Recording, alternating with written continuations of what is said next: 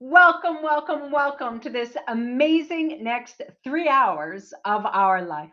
My name is Nancy Watt. I'm coming to you today from Toronto, Ontario, Canada, where it is just a mild, lovely, sunny day.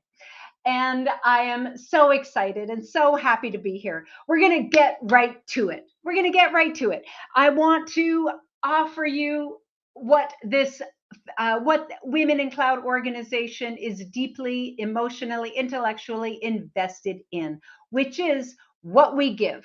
What we give. This Cloud B2B Partnership Digital Summit there has been so much work put behind it, and we want you and your engagement and your questions and your feedback, because that is, as a fundamental principle, that is what Women in Cloud do. So let me share a few things with you. Our intention is for you to collaborate deeply. We want you to innovate, and we want you to celebrate every leader that has joined us today for this summit. Our expectations is curiosity. Get curious, wonder why. I notice, I wonder, I notice, I wonder. We want you to ask lots of questions, and we would love it if you were to share resources. And most of all, again, celebrate, reach out, collaborate, and celebrate the leaders who have joined us today. I mean, this is a time when we are about to get educated and inspired. No chat GPT, no Google search it could give you what we are about to give you in the next few hours, where we get to share our time and curiosity together. And our mission as Women in Cloud, as you know, it's a community-led economic development organization taking action to generate over 1 billion in net new global economic access for women entrepreneurs and professionals by 2030. And we are well on our way. The scaffolding, the networking, the results of our efforts are significant. We do this through partnerships with corporations and community leaders and policymakers, many of whom are here today. We've got giveaways because we like to give and we like coffee. So stay engaged. For our most engaged participant, let us give you a Starbucks $25 gift card. And for some of you who take away the learnings and apply that into insight, let us reward you as well. We are so happy you're here. We're happy you're here. There is a contagion going on here with this organization, and what buoys us, what propels us forward, is your success. So we are happy to do that today. And as many of you know, we are going to propel this event into an in-person celebration and then a wonderful brunch tomorrow as well. And Chaitra can tell you more all about that. An amazing woman, and Teradata's sponsor, and is our sponsor today. And Andrea Analude is someone I met in Chicago in this past spring, and we were sort of at the same table together. And we're so grateful for your sponsorship and your wisdom and your own insights about what you bring to us today. So, without further ado, please help me welcome, coming to you from San Diego. She plays with more time zones than anyone I know. Over to you, Andrea. Oh, Nancy, thank you so much. A pleasure. So, ladies and gentlemen, I am so happy to welcome you to Women in Cloud Inspire 2023 Summit. Thrilled to have you join us today as we explore the potential of business-to-business partnerships in the cloud industry. As Nancy said, my name is Andrea Analude, and on behalf of Teradata, I extend our warmest welcome to you. The power of partnership is undeniable. I think you all know that. It is through true collaboration and innovation that we can unlock new opportunities and drive growth in today's rapidly evolving tech landscape.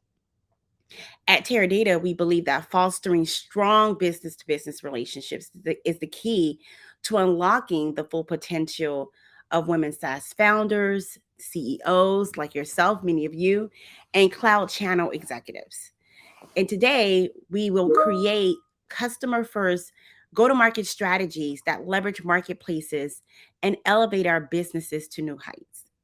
Teradata is proud, now I'm super proud to announce that we've renewed our partnership with Women in Cloud, and a community that shares our commitment to empowering women in technology. And it is through this partnership that we will continue to access opportunities for women in the cloud industry, inspiring the next generation of female tech leaders. Together, we share the future of business to business partnerships in tech industry. So I'm excited. Thank you again, Chaitra and Nancy, for having me. Welcome to Women in Cloud WICxINSPIRE 2023 Summit. Thank you for joining us in this mission of empowering women, and let's have a fantastic event today. Thank you. So grateful to you and Teradata for helping us today. And I just, the ripple effect of what you personally and your organization does for women in technology and women in cloud is significant. And it's just, it is a legacy to give. Absolutely. Thank you. Thank you so much for having me. Appreciate You're so welcome. All right. Our keynote.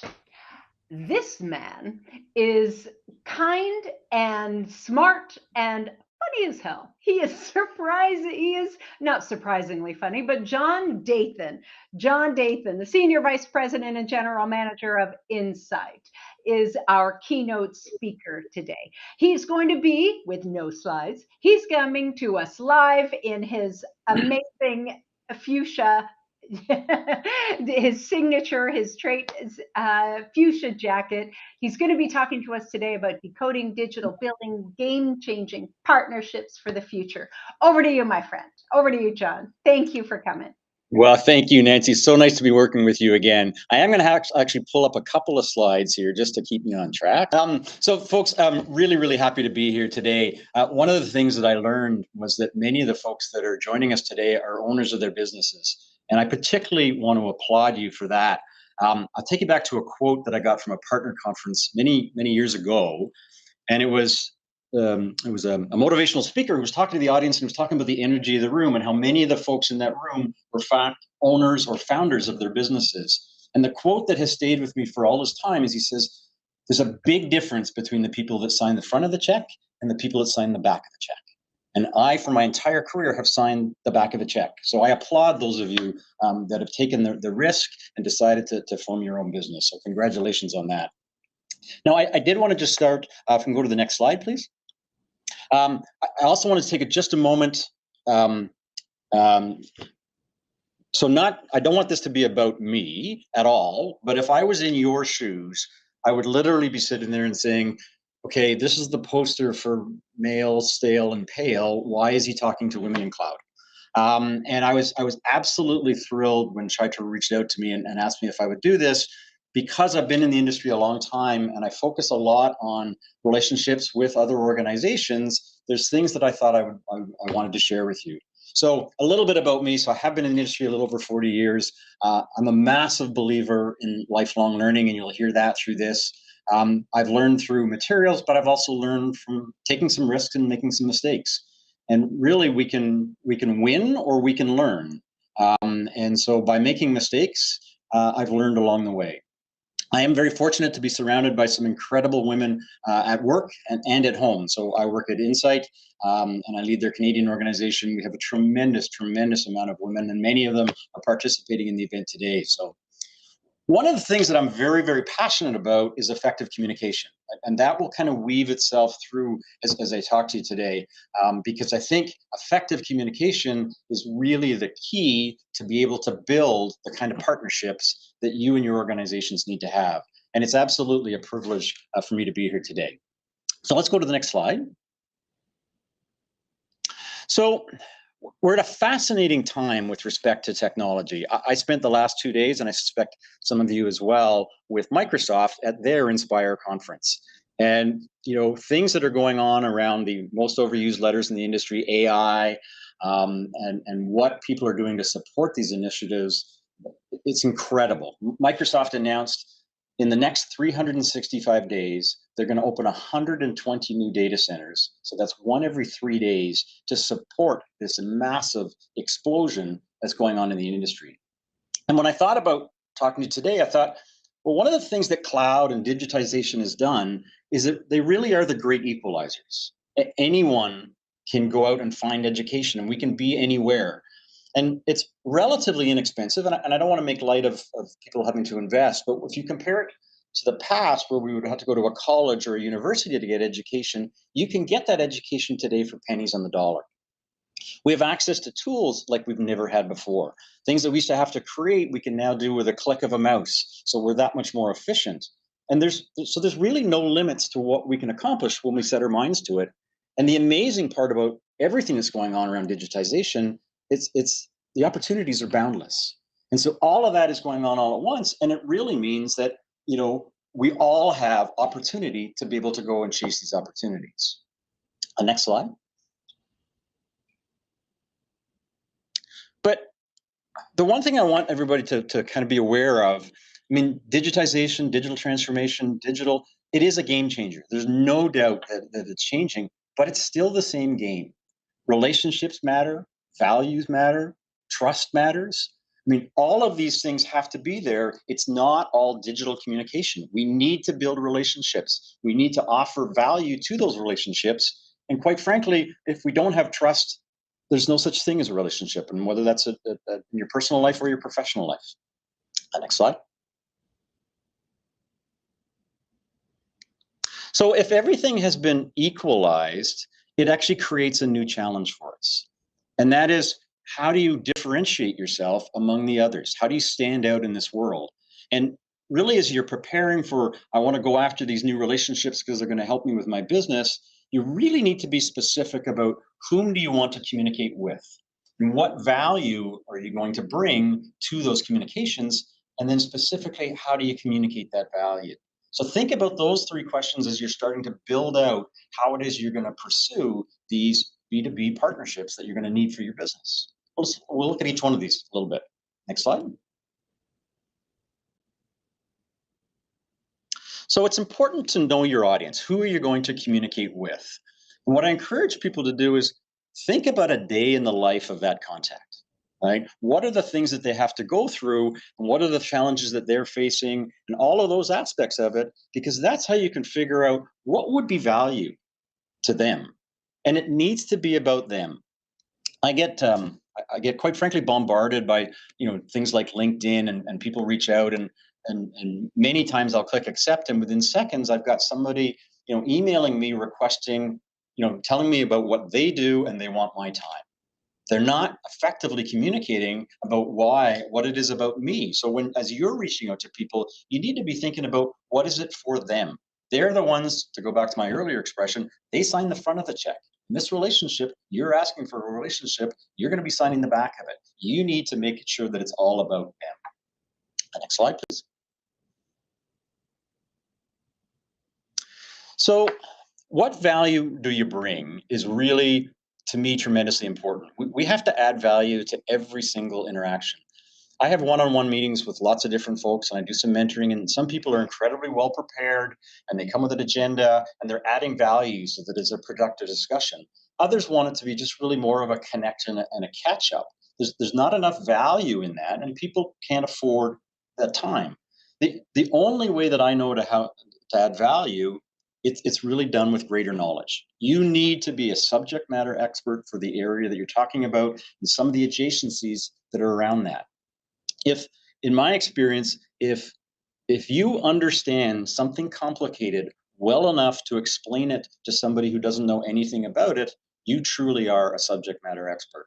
And I think that's an important thing to challenge ourselves with, is really, really understanding it, but then how would you explain it to your grandmother? The third bullet, though, is probably one of the hardest things. We have to figure out how to communicate some of that value literally within seconds.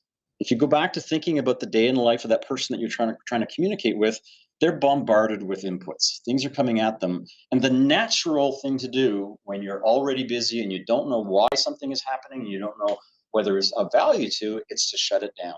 So literally within the first few seconds, you have to show enough value that they go, okay, subconsciously, I'll give this another 30 seconds. I'll give this another minute. And as I mentioned, I wish I had a formula for you to say A plus B equals, how to demonstrate that value. But of all those things that bombard me, there's a few that work. And I end up saying, yes, I'm interested, or I go to a website or do things. But the vast majority, I tune them out. And so as you're thinking through how are you going to pursue these ever so important relationships, think about how in that very short period of time you generate enough interest so that they want to spend more time. Next slide. So I didn't want to make this negative, but I felt compelled to kind of share a few things, kind of do's and don'ts. And I apologize if the acronym BS offends anybody, but there's so much of it in our industry. You really, when I say you have to have knowledge, you have to have true knowledge, right? We all know when people really don't have the knowledge and they're just saying things to us, you will lose that connection almost immediately. We all have a challenge in this industry. We drown people in acronyms.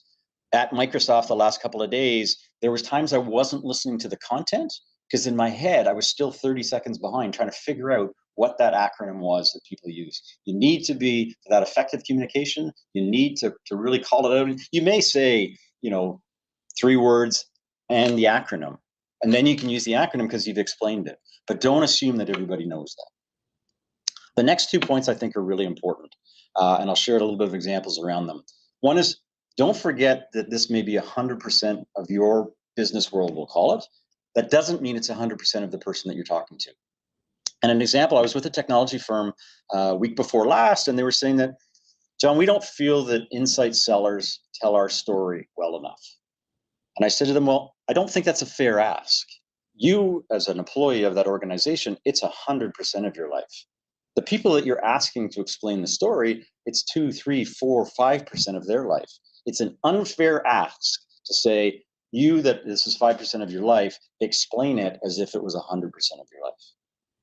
And the final one is don't abuse access. When you gain access to somebody, access is a privilege. And if you abuse that privilege, you will lose it.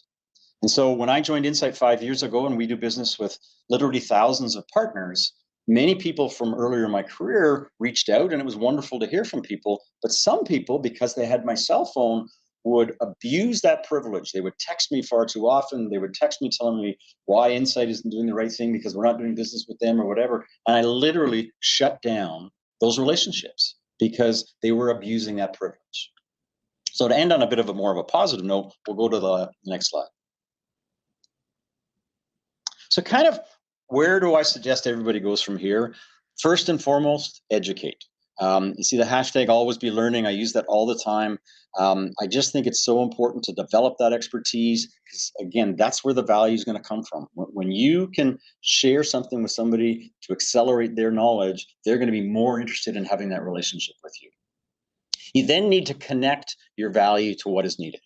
Right? If building the world's, a better mousetrap, if somebody doesn't have a mouse problem, it's irrelevant. It's never going to fly. So you need to make sure your product or your service or your offering is connected to a value of what that person or organization needs. The third element is you need to craft your message.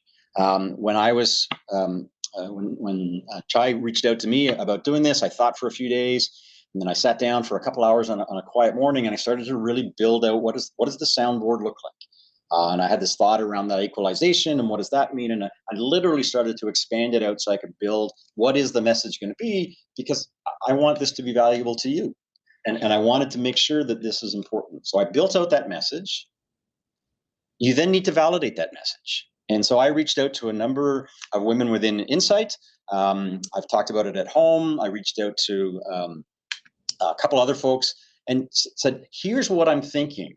Would this message be of value to you if you were in the audience for this event? So I really validated that message. The next thing you have to do with that message is you need to practice it. Practice, practice, practice. I spend a fair amount of time up on stage. I'm probably rehearsing 20 minutes minimum for every minute that I might be on stage. So kind of a 20-to-1 ratio. And part of that is because when you're communicating that message, you want to focus on the communication, not on remembering what's next. And so the only way that I know how to do that is to practice. And then finally, as you're connecting with people, you need to listen to get their feedback. You need to adjust and you need to hone your message. So this is a bit of a circle around, once we've, between listen, craft, validate, practice, listen, craft, validate, practice. These are all of the things that are going to make you an incredibly effective communicator, demonstrating the value that you add, which is why people and organizations are going to want to have a business relationship with you. So with that, we can go to the last slide. I'm so appreciative to have been here today. I hope this talk track has been informative for you and gives you some things to think about. And I truly hope you have an incredible experience today. So thank you, and I'll pass it back to Nancy. You are so great. You are so great. Listen, craft, validate, practice. Listen, craft, validate, practice. I mean, the process of becoming a leader is an intensely professional and personal process, right? And Yes. I so appreciate your insights, John. There's a great quote from the British philosopher Alain de Botton about we know you are a lifelong learner. Always be learning, always be curious, bring it in. Alain de Botton says, if we are not a little bit embarrassed about who we were 12 months ago, we haven't learned enough. We have not learned enough, right? So wonderful to see you again. Thank you. So Thank great. you. We have a panel coming up, and it is my honor to introduce to you the moderator of this panel, Kirsten Miller. And she is amazing. She is she's a technology executive. She is a board member. She's a speaker. She's an investor, and she is deeply invested in helping others as well.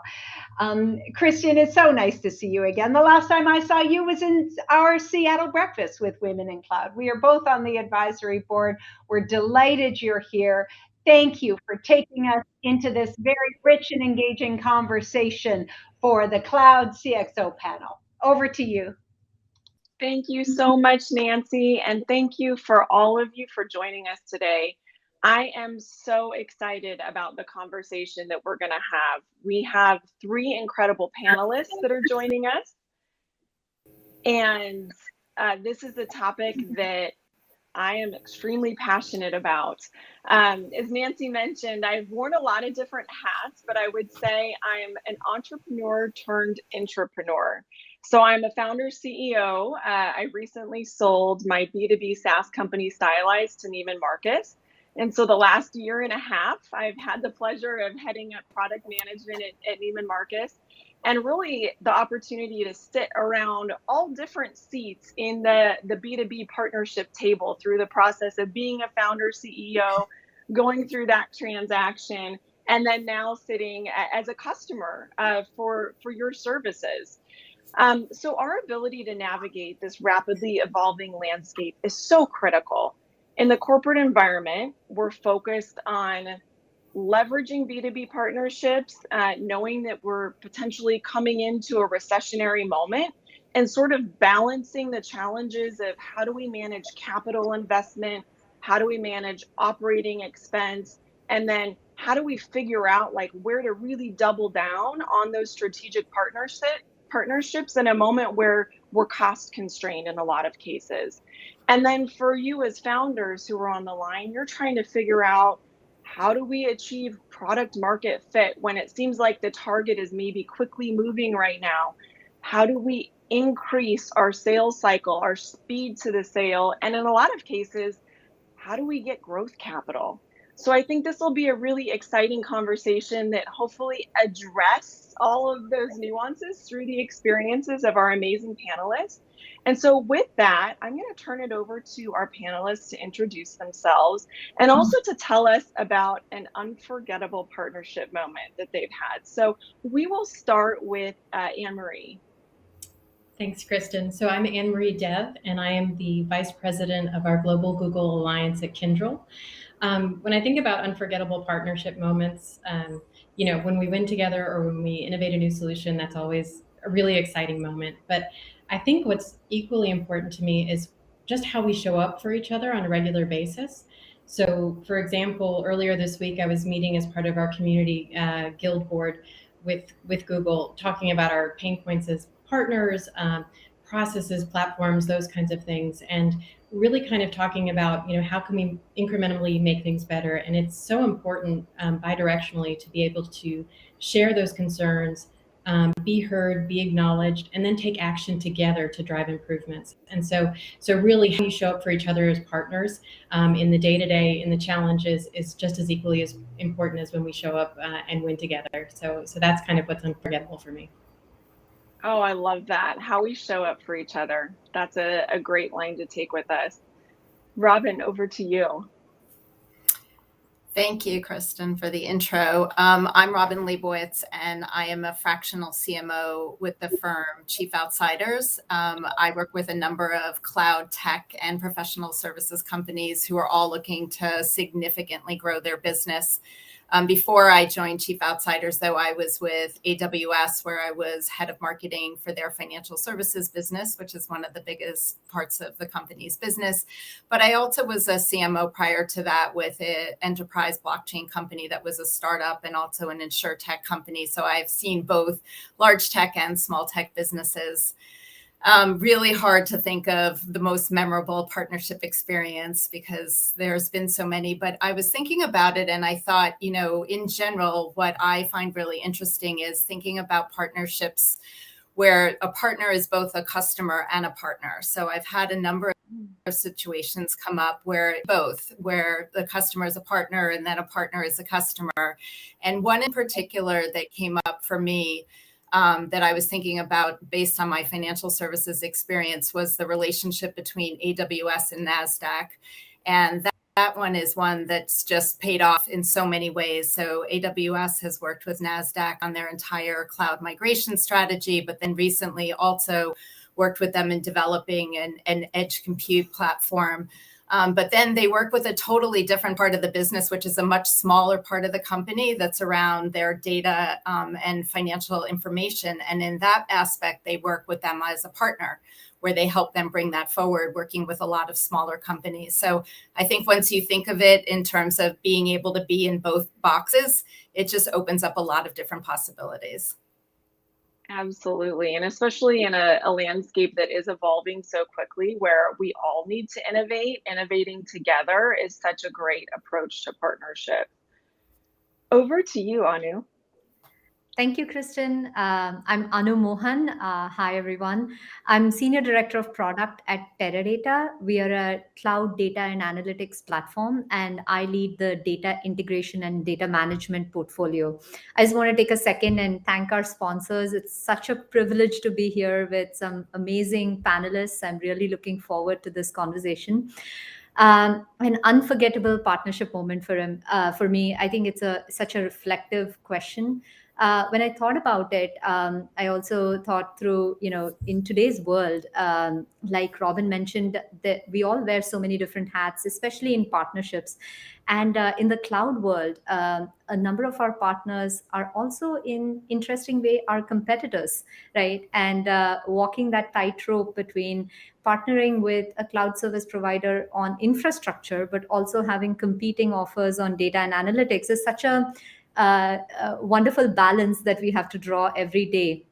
But I think we all successfully navigated with a customer first thinking. One of the stories that I recalled when I was thinking through this was that we were pulled into a go-to-market with a customer by a partner. And, there were some great negotiations, great conversations going on. And the customer asked the partner why they were not pitching their own analytics solution since they had one. That way they could just consolidate with one vendor.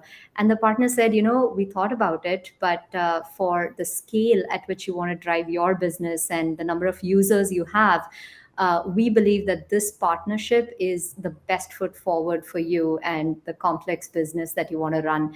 And that was such an incredible moment. It's such a tightrope that we walk in today's day of B2B partnerships, but also goes to show that customer first thinking will always set you on the right path. Oh, I love that. Yeah, that is a tightrope over the Niagara Falls for sure. It sounds like you're walking it beautifully. So I have a heady question to kick us off. From the B2B partnership point of view, how do you think AI, machine learning, and edge computing, just to get all the buzzwords into one sentence, will be leveraged to transform customer challenges? And Robin, maybe we'll start with you on this. Nothing like throwing me in the hot seat. Thank you, Kristen, for that one. Over the falls you go. Right? That's fine.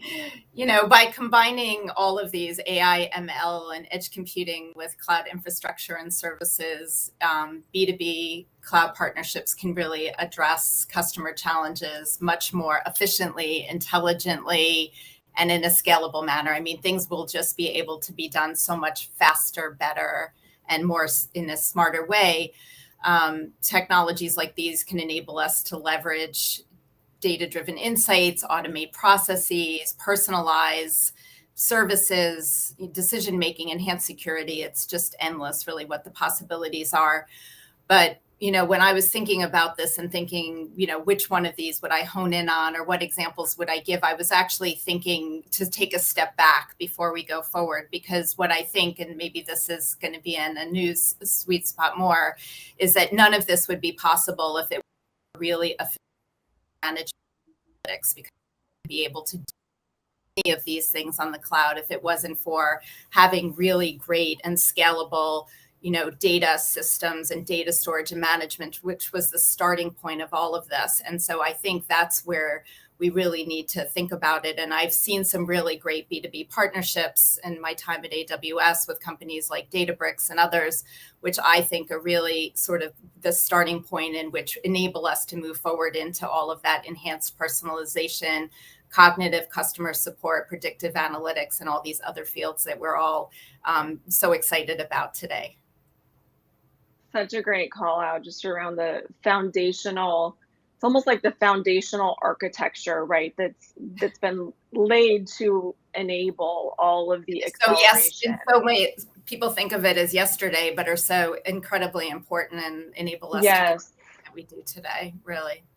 Absolutely. Absolutely. I love that. What are your thoughts, Anu? Yeah, I think Robin hit the nail on the head. I think that was phenomenal. I you know, just as a thought, with enterprises truly driving data and analytics at scale, right?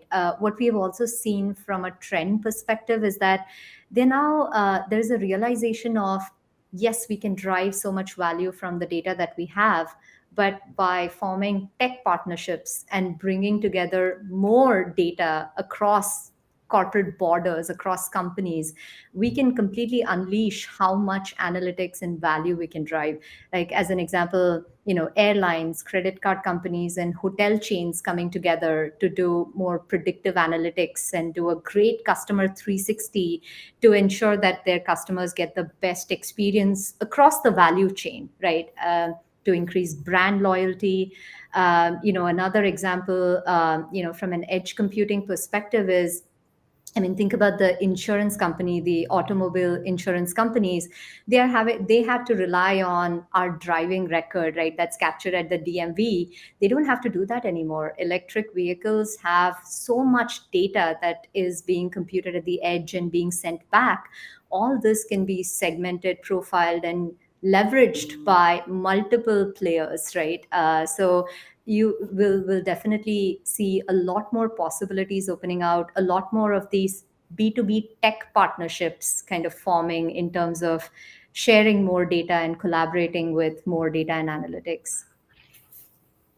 Totally makes sense. And I think for the founders on the call, probably a lot of opportunity in this space too, to think about, you know, greenfield, where you can offer new products and services on the sort of larger shared data lake, right? Very interesting. AnneMarie, over to you. Yeah, absolutely agree with all of the points that have been made, and even Anu, going beyond that, even into the insurance companies and data claims processing and how efficiency are being driven with these technologies. So there's really a great opportunity here with creating new business opportunities with all of the capabilities that these technologies bring and bringing together the partnerships to really bring them to life for our customers. So I'm really excited about everything that's going on with the real-time decision-making capabilities, understanding how to derive the most value from your data, including the business context and process that goes with it, because that's the really, really tricky part, because it's easy to extract data and then lose that context, which means you don't get the right decision making. So you have to have a really strong data strategy around these technologies to be successful, and that really comes to life with partnerships. So yeah, there's a lot of great opportunity there. I think the other thing that will come up is around like fraud detection and prevention. I think that's going to become even bigger in the coming years, and we're going to get better at that. I think there'll also be increased threats, so that's another area where we can expand into and help better protect our customers and look in that space as well. I think continuing on that line of thinking, AnneMarie, this question is for you. What role does customer experience play in shaping successful partnerships and driving value to end users? Yeah, absolutely. I'm a strong believer in customer experience. It's absolutely critical to shaping the success of partnerships and really delivering value to end users. It's so critical to understand customers' needs, their pain points, their vision for the future, and then design solutions that meet those needs. And sometimes, you have the capabilities to do that, and other times you need to partner to bring the best of both together to scale to their needs. When you have customer experience at the core of everything you do, you really develop a deeper understanding of their customer needs. You're building a relationship with them that will not only help retain those customers, but also help improve your reputation, the success of your partnerships. When customers are happy and you can get customer references from the work that you do with them, that's going to lead to new business. It's going to help enhance the business that you have. It'll attract new customers. You're likely going to see increase in sales because if a customer is happy, they're likely to buy more. And in general, customers, happy customers are more likely to share their positive experience. So if you're a new company or you're new to a partnership, that can be really important in building out your eminence, your brand recognition and reputation, and really just help drive the success of your partnerships and business. So it needs to be the driving force of everything you do. I love that. Any tips for our audience about how to use kind of a customer-centric approach to finding product market fit? I know you've touched on that some, but anything to expand on or stories to share? So I think it's really critical to, it starts with a customer need, right? If they have a particular vision that they're trying to get to or an objective, to really understand what is that need and personalizing the solution to address that need. And looking, I think as Anu was mentioning, it's, we have capabilities, our partners have capabilities, and understanding how to purpose fit those to really address their challenges, not only for today, but into the future. So communication is key, listening is super important, and then bringing the informed opinion and the expertise to the table to help make those decisions and come up with the right recommendation and the right path forward. I think that's really key to getting to a purpose fit solution that will not only address the challenge for today, but into tomorrow as well. That makes so much sense. And I think, in this regard, I use the analogy of we have 2 ears and 1 mouth. And so when you're trying to develop a customer-centric strategy, it's really around, as you called out, listening more so than speaking, to sort of really dive into what is that need that is going to create value, or how do you come up with a solution that creates value to meet that need. Robin, what are some of the challenges that organizations may face as they leverage these technologies to drive B2B partnerships in the cloud industry?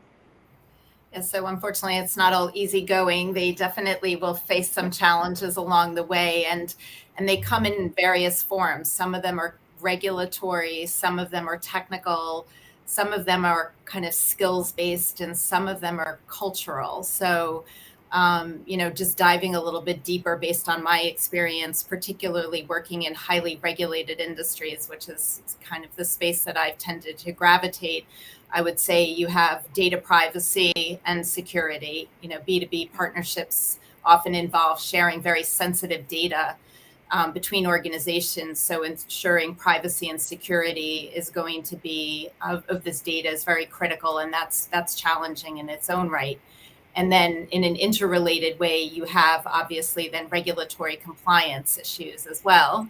So once you get involved in working in B2B partnerships, you have organizations who need to collaborate in dealing with these regulatory compliance. They need to deal with the regulatory frameworks that deal with privacy, intellectual property, and then industry-specific regulations. So you can have GDPR, but you may also be dealing with HIPAA and other regulations that they need to maneuver around, and that's very challenging.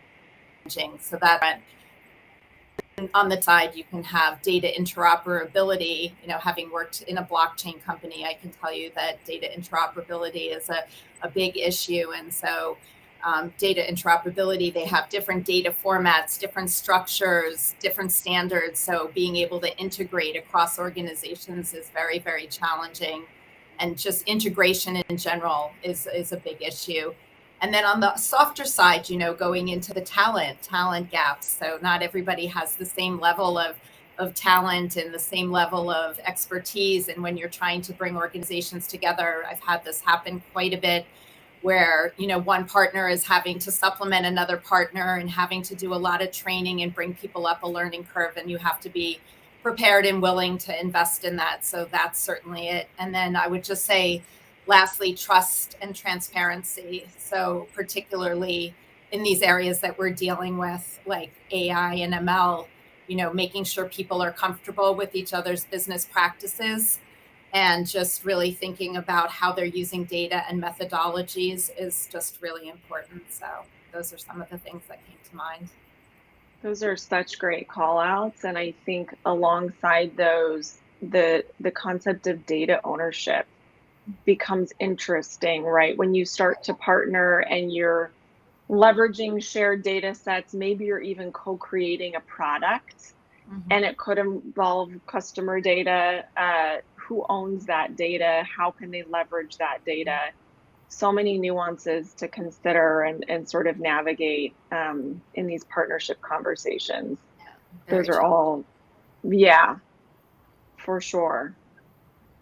And Anu, you spoke to this a bit earlier. Clearly, you have mastered this, but what are the benefits of building a strong ecosystem of partners, vendors, and customers in this space as you build products?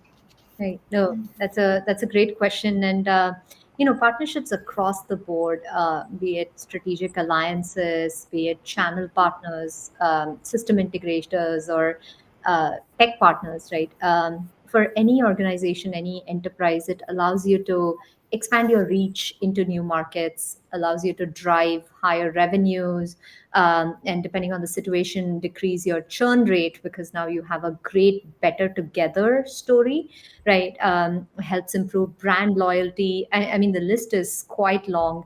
But the thing that I always like about B2B partnerships is, like AnneMarie said, it helps you unlock new potential. It helps you look at multiple offerings side by side, and figure out what new innovations you can drive for your customers, what are new opportunities that you can unlock. And that's always a great part of building these B2B partnerships. But regardless, I think as the gravity towards the cloud increases, right, there's so much of movement towards the cloud. Customers are looking for a best in class across the board when they're trying to build an enterprise architecture.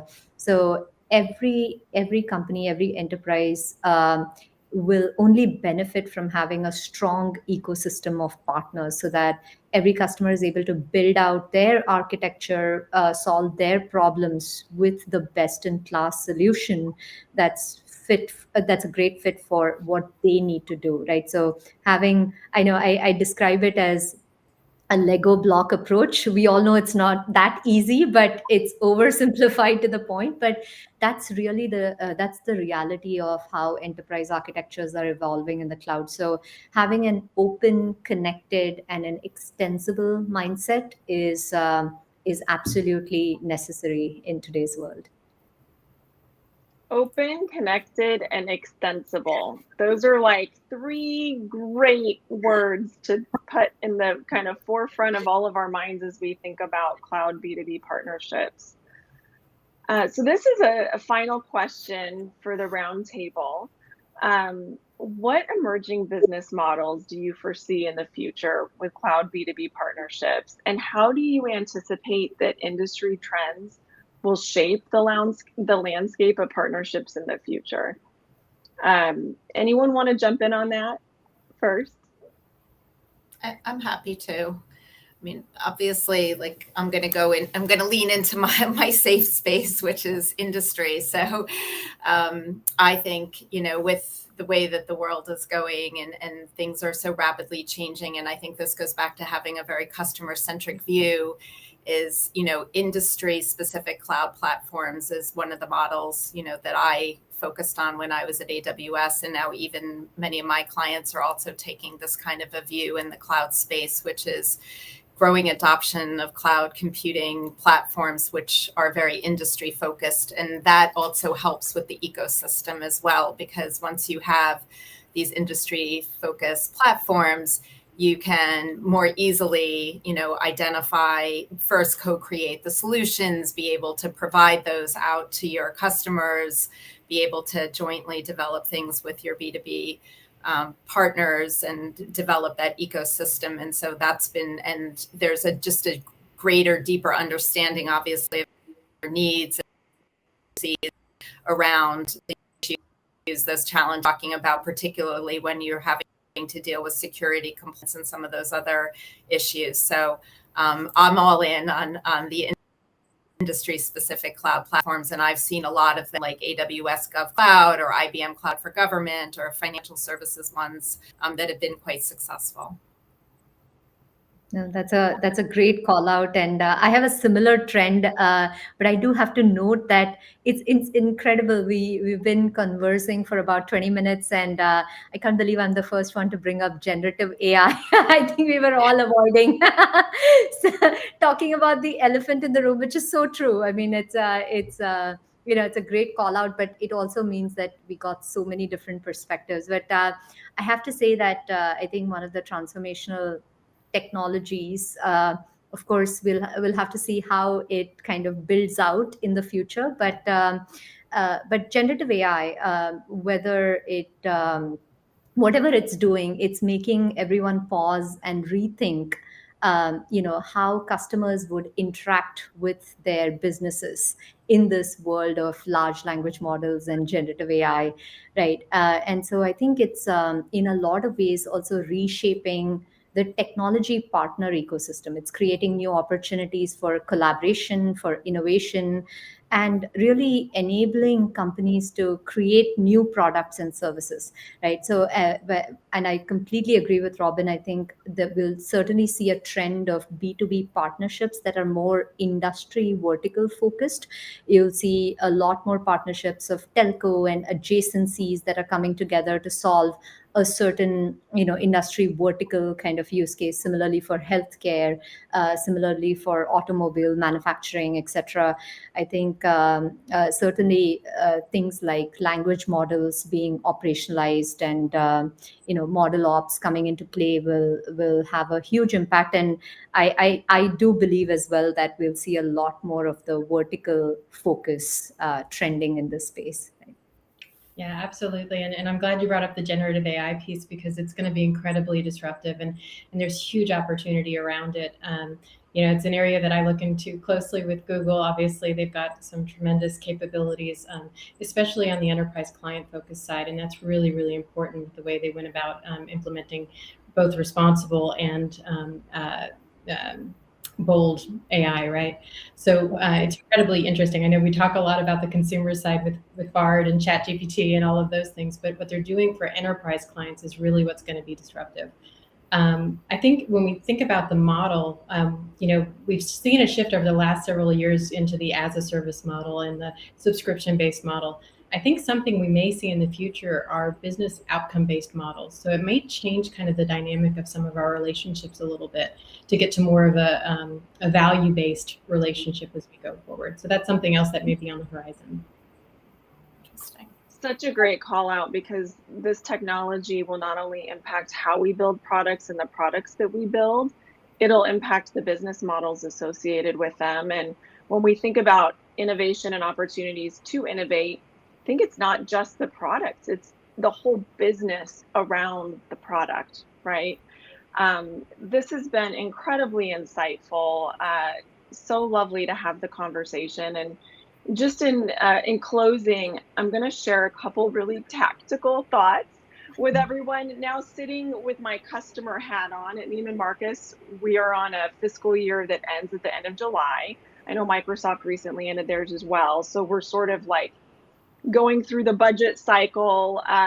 And now that I'm living this from this side of the table, I have a very different perspective on how I would have sold into corporations like ours had I understood how they worked. So a few thoughts to share there. One is, when you're selling to an enterprise, understanding what their fiscal year looks like is critically important. What is their budget cycle? When does their fiscal year end, new one begin? When are they in the budget cycle? Like, how far advance of the end of the year are they doing that work? Because realistically, for a lot of large corporations, if there isn't budget set aside for the service that you're selling mid-year, and especially in a recessionary climate, mid-year, it's going to be a lot tougher to get budget allocated for your product or service. And so I know that sounds really simple, but boy, I just think back to my stylized days, and had I realized that, I could have probably accelerated my sales cycles, by a year or two in some cases. And I probably would have walked away from a few conversations that I'd been sort of fueled by hope on a little bit faster. So anyway, thank you all for joining us. If you have any questions for any of us on the panel, please reach out directly. I know we're all here to support all of you. We're rooting for you. We're excited to collaborate with you, and look forward to the rest of the day that we have together. Thank you. Thank you so much. This was great. Our first two panels, our first two speakers with research. I am a sucker for evidence-based information and what is true. And here to lead our research insights from CoSell is our own Chaitra. And who needs an introduction for this woman, right? The CoSell GTM and the Forbes Next 1000 and the TEDx speaker and the board member and executive producer of film. I'm going to go down a bad hole, but I could go on. You know her as our CEO of Women in Cloud. And here to speak with Chip Rodgers is Chaitra. Over to you. Thank you, Nancy. First is, what a great panel it was. There were two things that I took away. One is business outcome-based partnership. That never been talked about, so it's a pretty cool thing. And second is, always know your fiscal year and budget cycles. What will it look like? Because that is what gets you there. So first is, welcome everyone. So I'm Chaitra Vedullapalli. You already know about me. I'm the president of Women in Cloud. And today for the fireside chat, we're going to be talking about the CoSell market research for enabling world-class partnership. Now, before I introduce Chip, I want to kind of give you a quote by Henry Bergerson. He says, "The eye see only what the mind is prepared to comprehend." So today we are here to open your minds, engage you deeply, and learn what ChatGPT and Google cannot provide to us. Are you getting that kind of insights? Yes? Put it in the chat for me. So first, did you know $200 billion in cloud agreements are managed by cloud hyperscalers? That is with Microsoft and AWS. They own the biggest chunk. And marketplace-driven sales models are becoming the leading sales motion. So with 60% of them I would say the customers are appreciating the convenience of marketplace.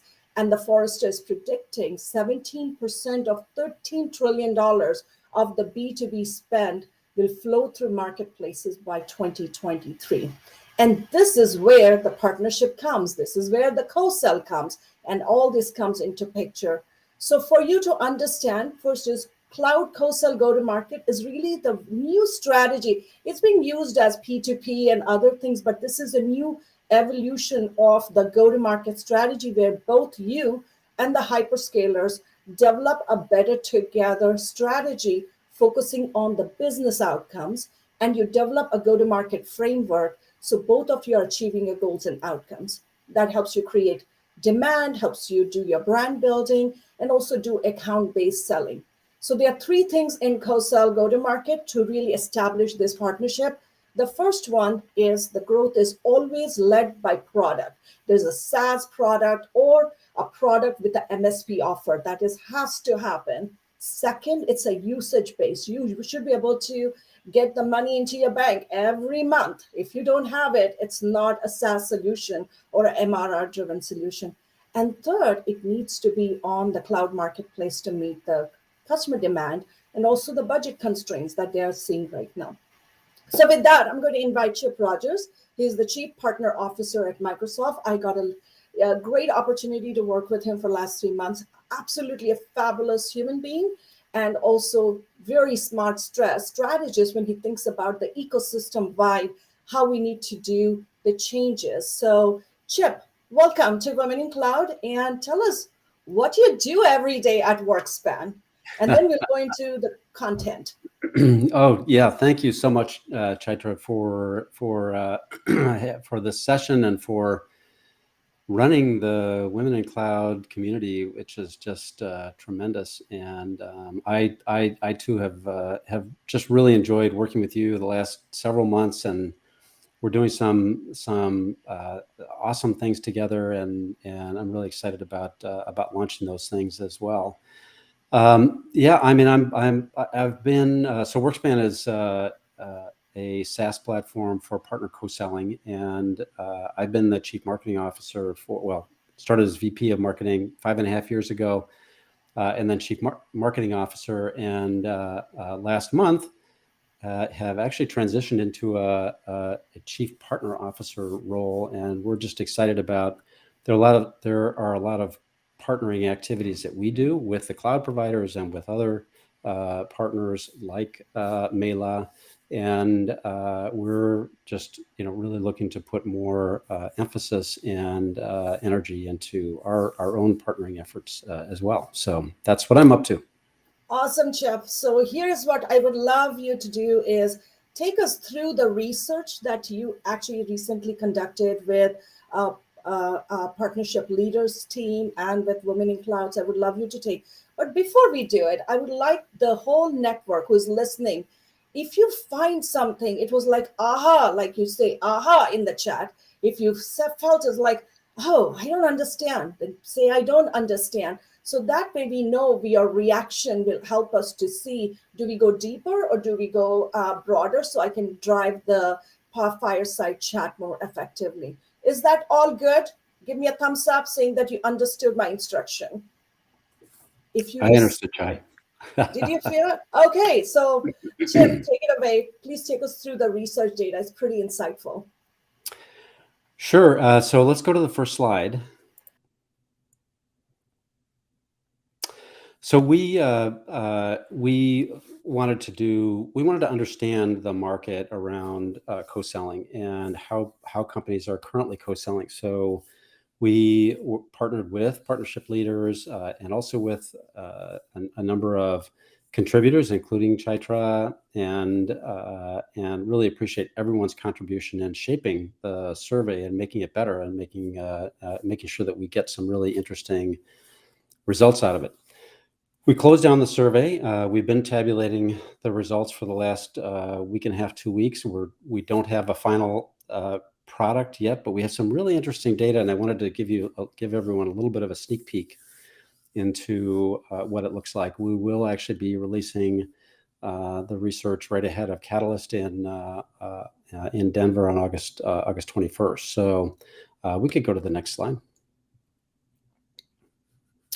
So there are a couple of dimensions that I thought would be interesting to cover. One is, and we asked a lot of other questions that I'll share in a second, but the two dimensions that I thought we could dive into a little bit today is, what's the value gained from working with hyperscalers, and then what are the challenges? So we'll start with the value. Not surprisingly, I think the value, the number one value is getting direct introduction to account executives. And if you look at the number of sales folks that are deployed by AWS, Microsoft, and Google on LinkedIn, it's like 68,000 people.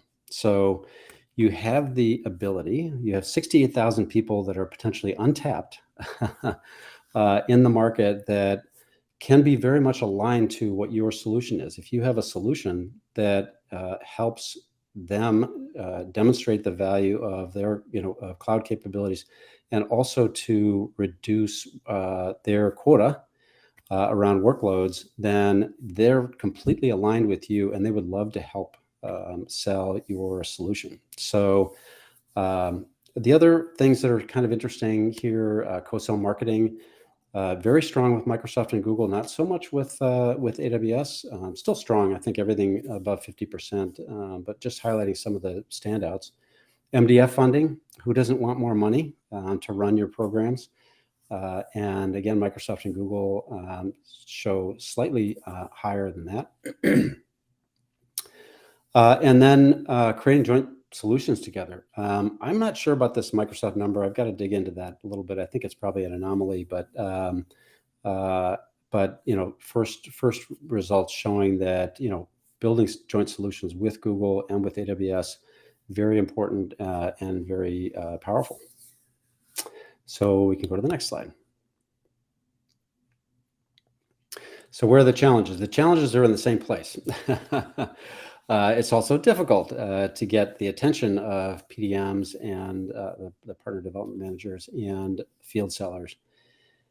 And that is, just the case. It takes a lot of effort to really, sort of get embedded, get your solution out there, have AWS, Microsoft, and Google, the marketing organizations and the field organizations to understand what your solution is. What is the joint value proposition? Why is this valuable to their customers?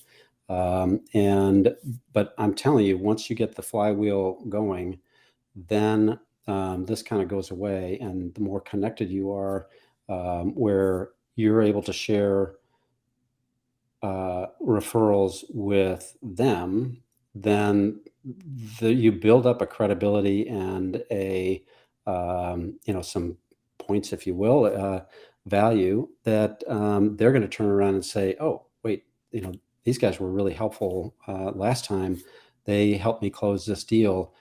Maybe they'd be a good fit. And that, again, that flywheel starts going, and it can be really powerful. Some of the other challenges, our manual processes are error prone. Manual processes constrain the number of referrals that we should be getting. So we see that a lot with our customers as well, where they're saying, gosh, it's just been really hard. We some of the systems that the native systems are very difficult. They're manual. They don't get updated. The opportunity gets updated on our side. I don't even know, as a partner manager, I'm not even sure what the account executive, what's happening on that deal. And so I don't even know how to share that update with with my counterpart at AWS, Microsoft, or Google. And so it constrains the number of opportunities that you can actually go chase after. Let's go to the next slide. So we asked a lot of questions. That's a little bit of a taste of some of the results, but I'm just so excited about putting all this together and getting it out to everybody. We asked about how much revenue are you driving that you can attribute to partnering with hyperscalers? How many referrals a month do you get? The percentage of deals that are sourced with hyperscalers. What goals do you have? How many hyperscalers do you work with? And then also some interesting, like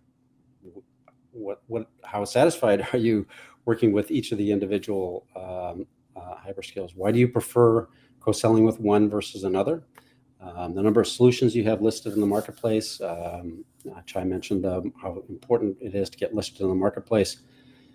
it's actually critically important because the hyperscalers now are putting criteria in place where your solution has to be listed in the marketplace in order for their sales team to get credits against their quota. So it's critically important.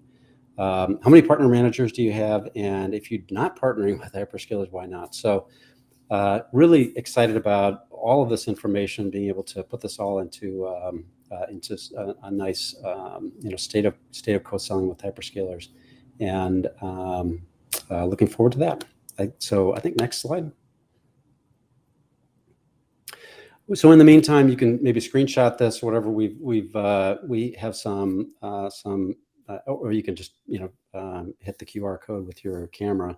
We have a few assets that could be helpful. We have the one right in the middle is co-sell partnering with cloud providers. That's been, I think, really popular. Also, just generally, how to co-sell with your ecosystem partners. Co-selling is such an important topic and trend and way that people are working today with so many of their partners. Sort of versus the old days of, hey, my partner is a reseller and they're selling my solution. Now they've got a solution, I've got a solution. We have maybe a service provider in there. There are 2 or 3 partners working together. It's gotten a lot more complicated these days. And then we also have a maturity model that could be helpful in sort of figuring out sort of where you stand on the roadmap and where you want to get to. Next slide. Finally, just a little bit about WorkSpan. We are, as I mentioned at the top, we're the number one software solution, SaaS solution for co-selling with partners. And our customers are, gosh, everything from very large, Cisco, SAP, VMware, Kyndryl, Deloitte, Wipro, some of the large GSIs, as well as a lot of fast-growing startups. And we're currently managing over $50 billion in co-sell pipeline, which is kind of mind-boggling, but there's a lot of co-selling that's happening. And then last slide, I'll just mention that for those of you that just great topics today. I loved hearing from Kristen and Marie and Robin and Anu about partnering in the B2B space. And so I know there are a lot of partnering folks here. Really just wanted to highlight that in Denver, August 21st through the 23rd, partner people are all coming together and at Catalyst. And so check that out. It's at joincatalyst.com. I'd love to see you there in person, in real life, as they say, IRL. So I think, Chai, I think that's it for right now, and then we can chat a little bit about. Sure. Chip, one of the questions we did receive first is my mind was blown. I was like, wow, for the first time in the history of co-sell, we have these 3 data sets that we could look around all the hyperscalers. And we can also see who is easy to work with, who's not easy to work with. I think it puts a pressure on the hyperscalers to really work with companies, brands or companies like us, to really ensure that they provide the right services. We can't, there's so much friction. If the friction is there in the co-sell, we can't really do a good work. So from that standpoint, thank you for opening that's up exactly, and so that's a great point. WorkSpan has the technology layer. We do the implementation, we do change management and things like that. What we don't do are the things that Mela provides, which is why we're working together. Like, okay, well, now how am I going to get connected to the field? How am I going to run marketing programs? Who are the right people to work with? And so that's why it's a really, really great fit that we're and so excited to be working together. Cool. So first, I have a question for everyone on the chat, listening. What was your takeaway listening to this particular insight and research? Because you are all the first in the world who have access to this particular data. What was your takeaway? Anything that you said, wow, I got this deep data. I know I can take some action. The second thing, I have a question for you, which said, Donna said, are these numbers showing the response received for each chip, or is it something we had to pull some other data. I'm not sure I understand. These are So, responses from the surveys. Yeah. So all the numbers that you showed, is it the responses you received when you were collecting information around your survey? Yes. Yeah. Okay. And by the way, I realized as I was taking one last look through here, I didn't put percent, like those are percentage out of 100. But I didn't actually say that on there, but I think it. Got it. I hope that's how everybody interpreted it. So. Right. So based on this data, are there any things we should know about Chip, or anything that we have to do as companies who are partnering with hyperscalers to do effectively? How we engage with them? Any insights or strategies you would recommend? I think everyone's at a different stage along the journey. So. And we hear this from customers and folks that we're talking to all the time. Some are managing just a few and just sort of getting started, maybe a few referrals a month, but they see a big opportunity and they want to sort of put something in place to be able to scale. And others are, managing see a lot of maybe 20, 30, 40, 50 or more referrals a month. Some of our biggest customers are doing hundreds a month, but where it's just really a challenge to sort of do it all manually, or have somebody in the back office and they're hiring a lot of staff to try and type things in. But yeah, I think probably the advice would be, think about where you want to go on that roadmap, and be ready to be able to grow and get connected into the field, into those 68,000 sellers out there. Absolutely. Chip, I took away a couple of actions for myself as working with hyperscalers. Get the attention piece right. That means how to get the attention of the hyperscaler.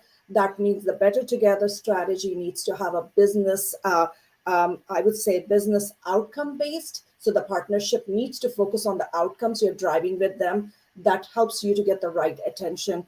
The second one is have a go-to-market plan, which focuses on demand generation, brand building, and account-based conversion. And number three, have a platform like WorkSpan, which automates the entire co-sell flow. If you have tons and tons of leads and you're growing your company, you need that infrastructure for driving that precision. So Chip, that one was phenomenal, and hopefully everyone felt that they got away something today. We are running out of time. I see Nancy coming up. Again, thank you. This was wonderful to get this insight, and each one of you will get more and more resources and insights as we go through the day. Again, thank you. Absolutely. Chai, thank you. And Nancy, thank you as well. And I appreciate it. I'm looking forward to the rest of the day. Let us welcome Karen Fazio, co-founder of Women in Cloud, who will lead our next panel on navigating the complexities of cloud B2B partnerships. Where are the speed bumps? What do we need to look out for? Let's look at that. Let's look at that navigation. Karen, it's good to see you. I haven't seen you since brunch in Seattle. I hand it to you to navigate this interesting and insightful panel. Thank you.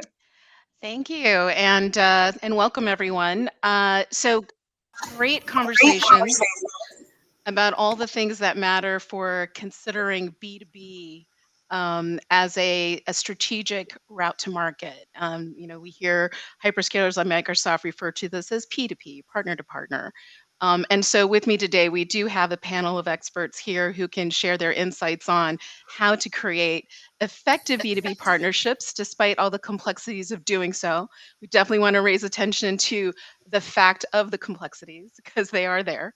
And we can be best armed for making sure we're tuned to the right opportunities when we put some planful thinking behind that.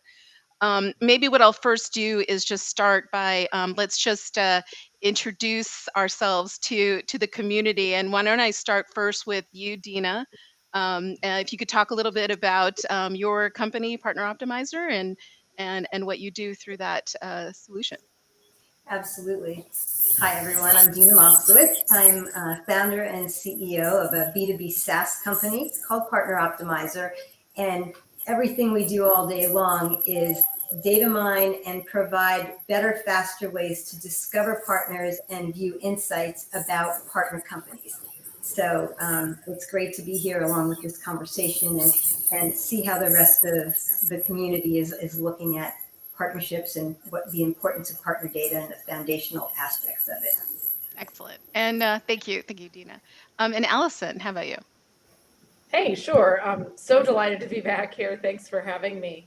Allison McFadden, and I lead our Accenture AWS business group for Accenture in the US Northeast. I'm delighted to be here. Excellent. Thank you, Allison. And Kate, I'm just kind of going around the screen here. Kate, you could Yeah, too. sure. Great to be on with everyone. Thank you for having me today. So Kate Mayer, I lead demand generation for Insight Solutions business. We're a global solutions integrator. Great to be here with everyone. Thank you, Kate. And Unadi. Hi, super excited to be with this group. I work with Kate at Insight. We handle the GTM specifically with Hyperscaler partnerships, which is Microsoft. Excellent. Wonderful. So maybe we can just start with a little bit of context setting.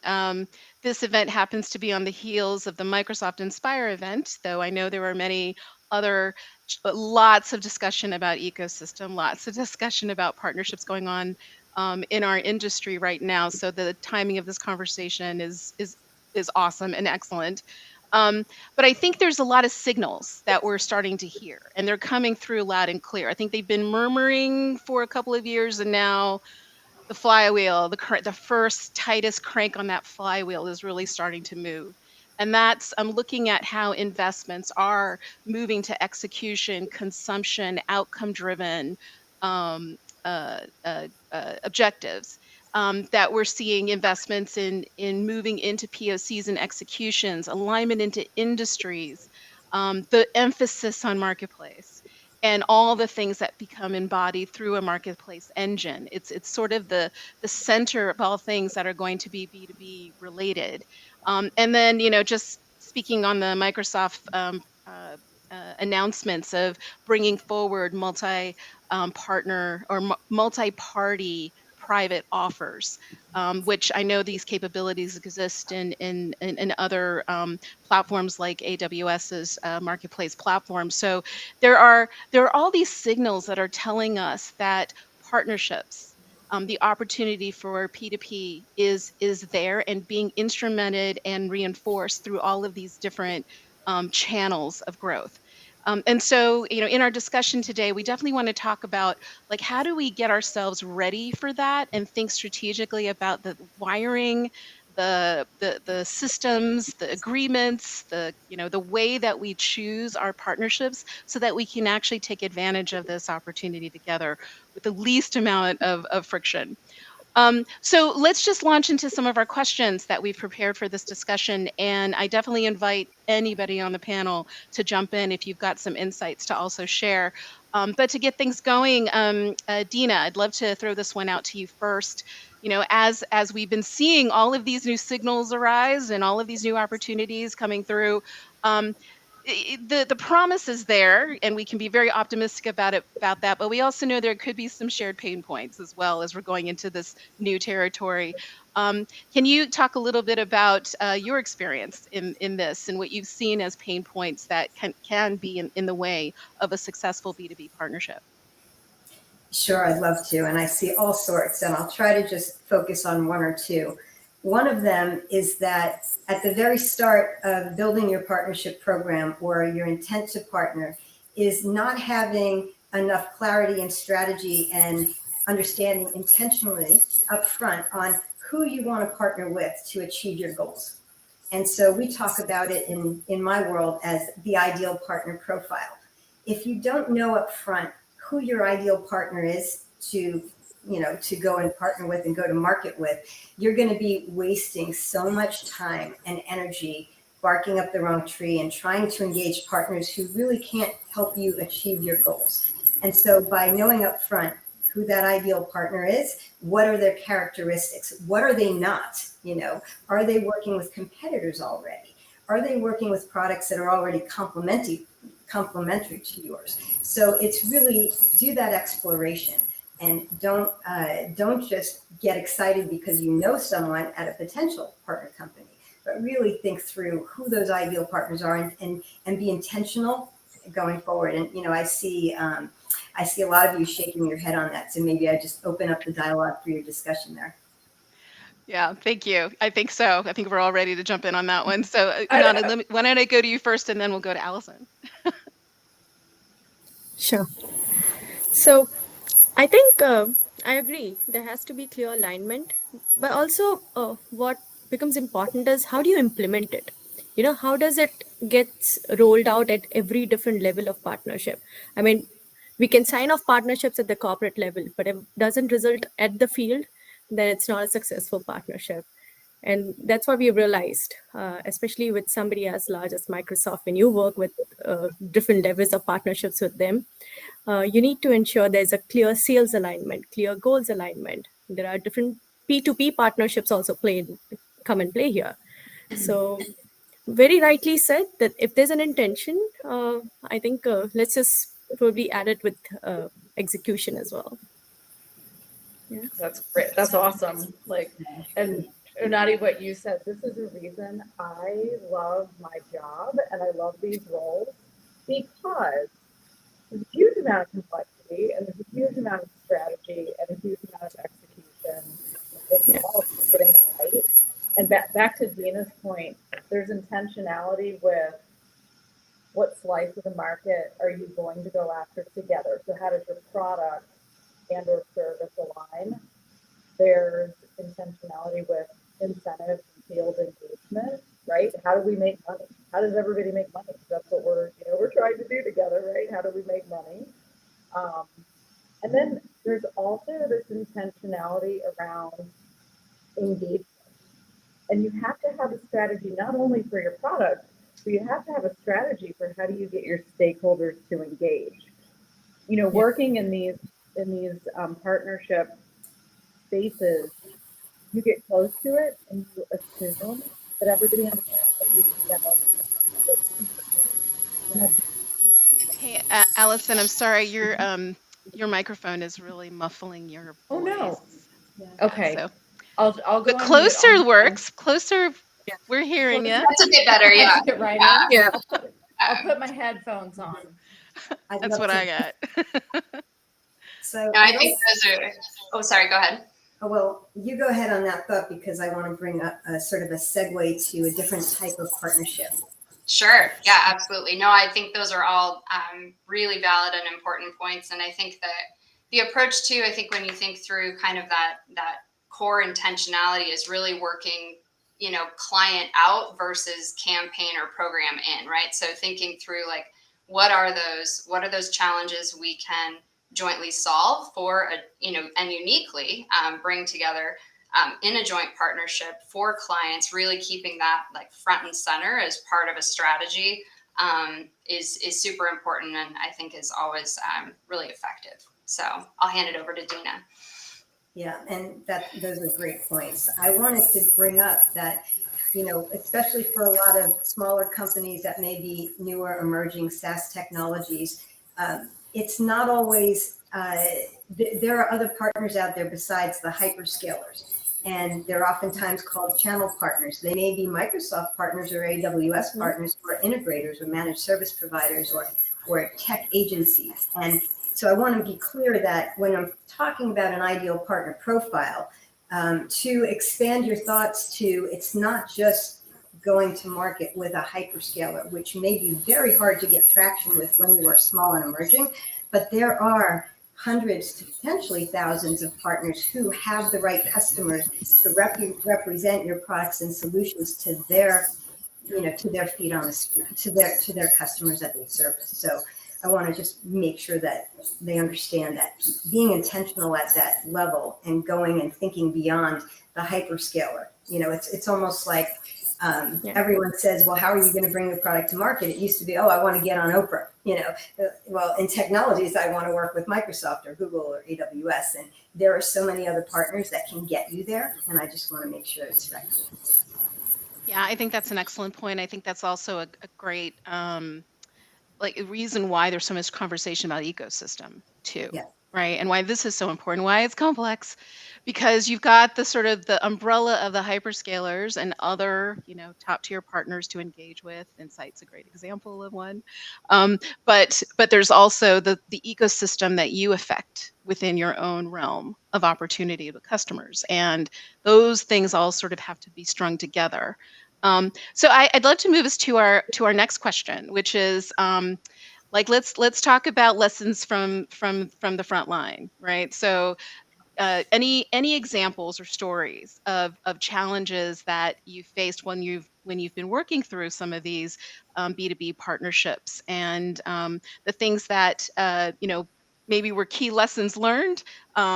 I think there was some discussion in the last answers of some of the questions, but all to the first question, but also what was the magic sauce or the element that you wish you would have known to have made that more successful? And why don't I go ahead and, Dina, I think you had a story you wanted to share to get us Sure. kicked off. So I have a million of those because a lot of our customers are, share their stories. But I think a universal story is that when we're focused in on a specific solution, whether we're enterprise or a small emerging technology or something in its growth stage, we forget when our job is solely focused on our own solution, we forget that we are part of a stack and that our partners are not 100% focused on our technology or our product that we're bringing to market. And so anything we can do to give and not take, give first and take next, as well as make sure we show them where we fit in to their technology stack, where we fit in with their customers, where we point out to them and stay in front of them so they know that you as a product exists there and are additional incremental revenue and opportunity for them. So I see that as a big one, is that people put blinders on and they forget when they think their product is so cool, they forget that it really is just one piece of a bigger puzzle. Yeah, love that. Remember the stack. I would like, is my audio better? Much. Yes. Much better. Okay. Okay, good. Sorry about that, folks. I want to add to Dina, and I'm trying to jump in here with my new audio. But in addition to the stack, there's also thinking about what are client barriers to migrating to that stack. Yes. So I've had experience in the past trying to build an end-to-end hardware software solution. On paper, was a great alternative to existing customer solutions, but when you added in the cost of migration or the cost to basically execute that change, it blew up the case. So we ended up needing to bring additional partners into the mix to make it happen. So making sure to keep your eyes on actual client requirements and not, I think, Dina, you might have said it, not just my product is amazing, but the practical client barriers to getting there. Excellent point. Yep. So if I could take that forward, what Allison just mentioned, saying, looking at what your client infrastructure is, what is their current ecosystem, and then making the decision of picking the partnerships. That's when real challenges come in. We heard in the first few panels that B2B partnerships are like walking on a tightrope. There are a lot of overlaps, and that's when you have to think about picking the right partner which fits into your customer's infrastructure, your environment, right? We could have best of the partnership with few of them, but what is the comfort that the customer has, or what is that their current infrastructure which needs it, right? So I think that's also plays a good amount of challenge, but I think there are a lot of opportunities as well over here. Yeah, that plays into the ideal partner profile, right? So Absolutely. you may know someone at a partner company that you love and would want to work with. But if they don't have that expertise and the integration into that ecosystem of tools, you're wasting your time. Correct. And I think, once you've established that kind of ideal partner, right, profile, and you're in that partnership, one of a piece I think that's super important is really, you can do a lot together, right? We could do a lot together. We could focus on a lot of different segments. We could execute in a lot of different ways, but, there is limited time, money, energy, resources, all those things. So like, where do we focus to drive the most impact? And I do think that that's keeping that front and center in just overall go-to-market when you're ready to take it to market is super important and helpful, right? If you can kind of stay focused on those, 1 to 2 to maybe 3 areas where you really believe it's going to drive the most impact, is it a good lesson learned, right? Instead of, you can't do all the things, right? Yeah.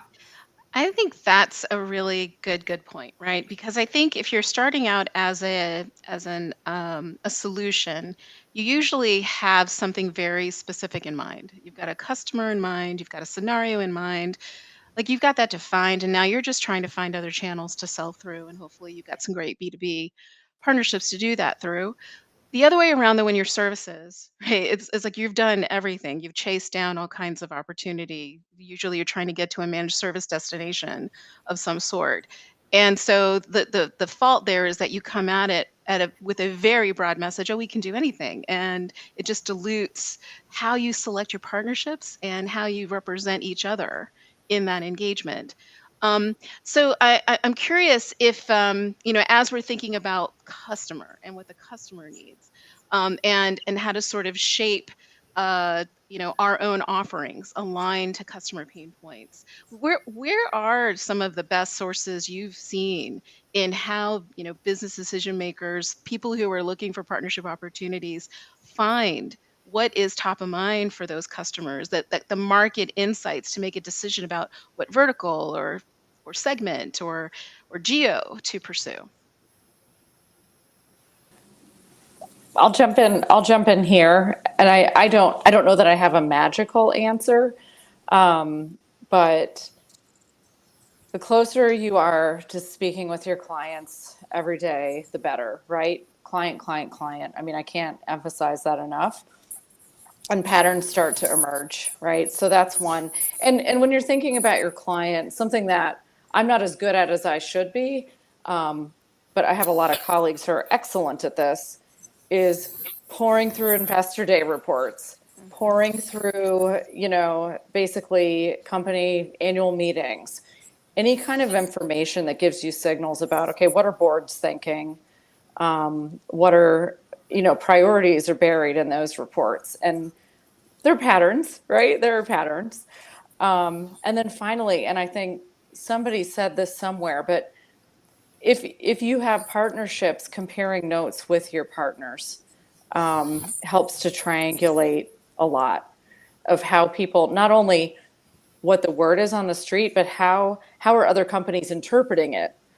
Because sometimes other companies interpret directions differently based on the same information. So you might get another angle you weren't thinking about. So those are where I would start. I'm sure you guys have other good suggestions. Well, I have a platform that profiles companies, profiles partners. And there we go. Yeah. There we go. Right. I mean, what we typically like to do is say, let's feed in and profile your best partners. And then let's see what they have in common, and let's see what surfaced this quarter or this year versus last year, or even this month, but typically it's not as fast as that. And as you can see how the best partners are evolving and where their focus is and where their expertise may be shifting to, you will learn a lot. And for example, in the cybersecurity space, 2-3 years ago, no one was talking about zero trust. No one was talking about app security. And now when you look at who's in that space, at least on the partner side of things, it's the buzzwords, it's the keywords. Everyone is moving in those directions. So you can gain a lot of insight by looking at what your partners care about, what they're learning about, and educating themselves about, and what they're marketing to their own, prospective customers. Excellent. These are all great sources of insight to just inform your decision. And I think, with the Partner Optimizer tool in particular, you're constantly sort of evaluating your own ecosystem to make sure you're investing in the right way and fortifying those relationships where it's needed. So, great plug, Dina. Useful, very useful. So let's talk about the way that we show up with these hyperscalers who have thousands, if not tens of thousands, and in some cases hundreds of thousands of partners in their ecosystem. What are your recommendations for differentiating and showing up as a very strong sort of B2B ready partner to engage with? Dina, we can start with you, but I know we keep starting with you, maybe I can refer to Nadi or Kate to kick us off. Sure. So I would say using this ecosystem of partnerships to your benefit, especially when you're listening to your customer's voice. Let me clearly jump into it saying that, this is what Insight is doing today. We have 6,000 plus partners, and the way we position ourselves is we call ourselves as solutions integrators. We don't go out and say that, these are the services, why don't you pick something out of it? Today, we talk about customers' problems, looking at business outcomes that are going to matter to the customers, going back to our ecosystems and picking the right set of partners. And this is where I think you're able to build out the differentiation which matters to your customers, right? We have hardware partners, we have software partners, we have services and the hyperscalers that we jointly couple with. And when you bring all of these together, because let's face it, we no more hear from our customers where they come and say, I need this app, or I need some data migration. The conversations themselves have changed, right? Today we talk about how are you going to predict my patients' stay in the hospitals, or what are we doing to improve the productivity at my XYZ plant, right? And this is where working with the ecosystem of the partners to get that benefit which matters to the customer helps. Yeah. So that's about us. I'm sure for Dina or Allison it could be different. No, I was just going to say, I think a few things, and I've seen some of my team in the past have done an excellent job at this. And this is just approaching partners and differentiating yourself as how am I a good, person to work with, or why work with me? Kind of simple. Like, one is just come with a really strong point of view. I see oftentimes where people just want to come with like, here's clients we're working in. Like, we should work together because we're both working in the same client. And it's like, well, why? Everybody comes to me with a list of clients that they're working in. And so coming with a really strong point of view for the more specific, the better. Why we need to work in here. We have either this benefit, this relationship, whatever it might be. And then also, this might be really, really basic, guys, but just being clear and to the point and not trying to be too cute or too sophisticated. I've had good success. My teams in the past, we approached a potential partner at their conference, and they were like, "Oh, not another one of you, not another person trying to get on my calendar." And my rep at the time, he just went in and he said, "Boom, here's what we want to do. This customer, this is why. Here's what we're doing. We're here to make money. We don't want to try to do a big campaign. We just want to do these two things. Can we work together?" And they were like, "Oh, thank you. Thank God." Like somebody showed up with just a clear point of view, specific action, and a way for us to engage, because you know how those things go. People walk away and they never get actioned. So just clarity, simple clarity has worked for us in the past. I agree with Allison. I think it doesn't always need to be this huge thing to start, right? It can be a very focused, more kind of sales play, right? Specific motion, specific objective. And I think too, the other piece that really helps there is alignment to, what does collectively owning our yes as a partnership look like, right? Like, what does success look like? Because every company measures that a bit differently. And so we have to translate each other's goals a bit to align on, here's how we measure. When we bring those together, this is what it would look like. And I think that's a huge part of setting ourselves up for success in partnership, is aligning on how do we measure, what are we measuring, because we manage what we measure, right, together. So I think that's another key part of it. Yeah, related to that, I think directly related is understanding how each team are incented and how they go to market. 100%. Right? Yeah. I mean, it's like, who's selling, who's making decisions, what are they measured on, who cares about what. I had an old mentor that he said this phrase to me, maybe it'll stick with you guys too, but he was coaching me to think about how to get better traction with a particular product. And he was like, you got to figure out how to get blood to all the organs. Okay. You got to get blood to all the organs, and the thing will, take on a life of its own. And that goes directly back to what Kate was saying, which is, how do we both win? How do we align? It takes a lot of the friction away. Absolutely. Just maybe just to follow up on that comment. So the best conversations are coming from partners that know their offer, know specifically the customers that we believe we can win together on, and what exactly you need, right? Access, funding, technology, whatever it is. Like, you have that very specific, so they know what to do with you. I'm curious if there's anything there in terms of creating that simplification. So, it's something that, you believe partners, if they could just come in with an artifact, an offer ready to go, something that would assure them to, have that follow-up, or be able to kind of secure what they need out of the relationships with these hyperscalers. If you have any wins or comments about that.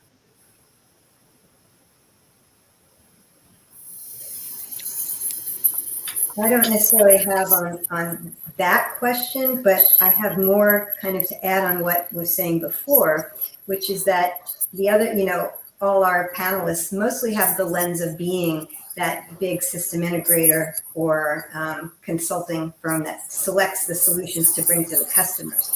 And if I were to talk from the lens of being a software vendor or a technology vendor who's looking at your companies as ones to partner with, I think that some of the advice is to do your homework and figure out which ones have the space in their tech stack to fit you in. And you make sure that they understand why and who you are and what your technology is that's different and better, and why they should even spend time on you. A lot of times we've seen where a SaaS company thinks that they got in the door because one of the end customers pulled you in to a relationship and required you to go through one of these hyperscale partners. And then you realize after you did all that there's no one there that's championing you as your product and solution, but the customer was, and it got the customer done, but there was no path to continued adoption within that partner company, that system integrator. And so recognizing that you need to find those champions and land and expand, and not just stick with one person that you may have known. Otherwise, you will lose an enormous opportunity for adoption if you just leave it there. Wonderful. All right. Well, it looks like we're getting the hook. So thank you so much, everyone, for sharing your insights. This is an ongoing conversation, and the reason why we even have a Women in Cloud community. We see that there's new signals coming in from every hyperscaler. There's new opportunities to engage at an ecosystem level. And there's a real need to sort of understand the language, the incentives, the compensation structures, like all the things that help us to build a smart B2B relationship from the beginning. So thank you, everyone, for sharing. I'm very excited to be here to share some of my experience with all of y'all. Cool. Thanks, Jen. And as you're hearing, for all the attendees, if there's any question you have in mind or you want me to ask Jen, put it in the chat. But Jen, first question, Cloud, co-sell, go-to-market. What does that mean to you, and what are the ingredients you need to have in place? Because there's a lot of misnomer what that ingredients look like. Go ahead, tell me more about it. Yeah, I think of the cloud co-sell GTM. You are in a kitchen, creating baking a cake. So first of all, before I talk about all of the key ingredients, first of all, the joint GTM is about creating a new offering. A new offering that drives the better customer outcomes, right, than what you would normally do individually. So in order to do this, what I have actually seen, from my experience, is three key ingredients that I want to share with all of you today. The first one, many of the panelists already spoke about it. I think the first one that's very important, I would say, is the aligning on the better together story. That is the most critical ingredient that's needed. How do we tell the better together story? That is the 1 + 1 = 3. In my experience with AWS, I've met with like hundreds of partners, whether it is ISVs, consulting partners, or SIs, where I've seen them is struggling in creating the joint messaging, right? They're struggling in how much of the messaging should be their messaging versus, the hyperscalers messaging. Is it 80-20, 50-50? So I think number one is the joint value prop, which I think you all will agree as well. Number two ingredient, I would say, is the executive sponsorship. I cannot emphasize this. You absolutely need, from the highest levels of the organization, their support on your GTM plan, but otherwise your co-sell plan will not get off the ground, right? So I'm sure you all would have experiences from your experience as well. The third key one, having built several plans with the ISV execs, I would say I can speak really from experience on this one, that a joint GTM plan, a co-sell plan, a robust plan is important. This plan, I firmly believe it should be a plan where all parties are involved, which many panelists already spoke about earlier as well. And we all need to be speaking the same language, like singing from the same song sheet, right? And working towards the same common goal, like how to do co-marketing or defining your pipeline goals, or even when to co-sell. So I would say those three. I mean, there are other ingredients, but these three are the critical ones, I would say, Chai. Very well said. I think you explained it so well. The joint value prop, the executive sponsorship, and joint go-to-market plan. Now talk about what are the common challenges when seeking the go-to-market funding, and how can they be overcome? Because I know those things, let's say I did it, but then how do you go find the money for it? Great question, because frugality is one of our LP as well, right? And many of us have seen some of these challenges currently in our with the given economy and so on. So I think in my role today, what I see, number one challenge is the demonstrating ROI. I would say this goes back in, as I mentioned earlier, having a detailed plan, right? That's super important. This plan can really help you to forecast KPIs, right? Because I'm sure you will agree that it's a lot easier to say yes to someone who has a well-defined goal, right? That drive value for both the parties involved, right? Not just it's one-sided, but it's both parties involved. So I think number one challenge is demonstrating ROI, and that's how I would overcome that. Second, what I've seen over and over again with the partners is the number two thing is the lack of alignment on lead management, right? Many of you are already working with AWS. So today, AWS requires partners to submit ops to AWS through a system. And what I've seen is there's often challenges around lead definitions from the partner side, right? They might be saying one thing differently, and we might be saying something differently. So identifying an owner, ensuring there's alignment on definitions, alignment on data, So information is submitted, on a timely manner. I think that is very critical. And one of the best practice I would emphasize, that I continue to emphasize to the community and to the partner ecosystem, is to align on these things early on, right? So it completely doesn't become a roadblock when you're seeking funding. The third and the most critical one, I would say, is greenfield, right? I'm sure you're all going behind greenfield acquisition at this point of time. Sometimes it could be super difficult for us to bet on completely a new potential area, and because it's difficult to get support there, right? How I overcome this is by doing research, support your data, your hypothesis with your research and data, do market analysis, look for trends, talked about a lot of acquisitions earlier as well. And so again, honing in on those three challenges and how to overcome it, demonstrate ROI, lack of alignment on lead management and how to overcome that. Second one is how you can get funding for a greenfield opportunity as well. Jen, very well said. I think I captured all the three: demonstrating ROI, lack of alignment on the lead definition, and also the greenfield acquisition and the hypothesis that is required. Now, let's say I got all those challenges. Now tell me, what are the key factors to be considered when formulating my investment proposal for go-to-market efforts in the context of the co-sell motion, leveraging marketplace and digital marketing? Very specific activities we need to do. And how do we get the money for it?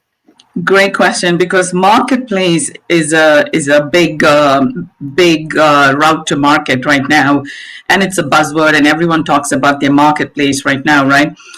I think the number one thing as you're building the plan is to figure out, does your partner have a marketplace first strategy, right? And understanding what the sales motion is. Is it private offers or is it self-service? Because let's all be very honest, because both require a completely different set of marketing efforts. Private offers require different marketing efforts. Self-service motion require completely different as well, right? Trying to figure that one is very critical.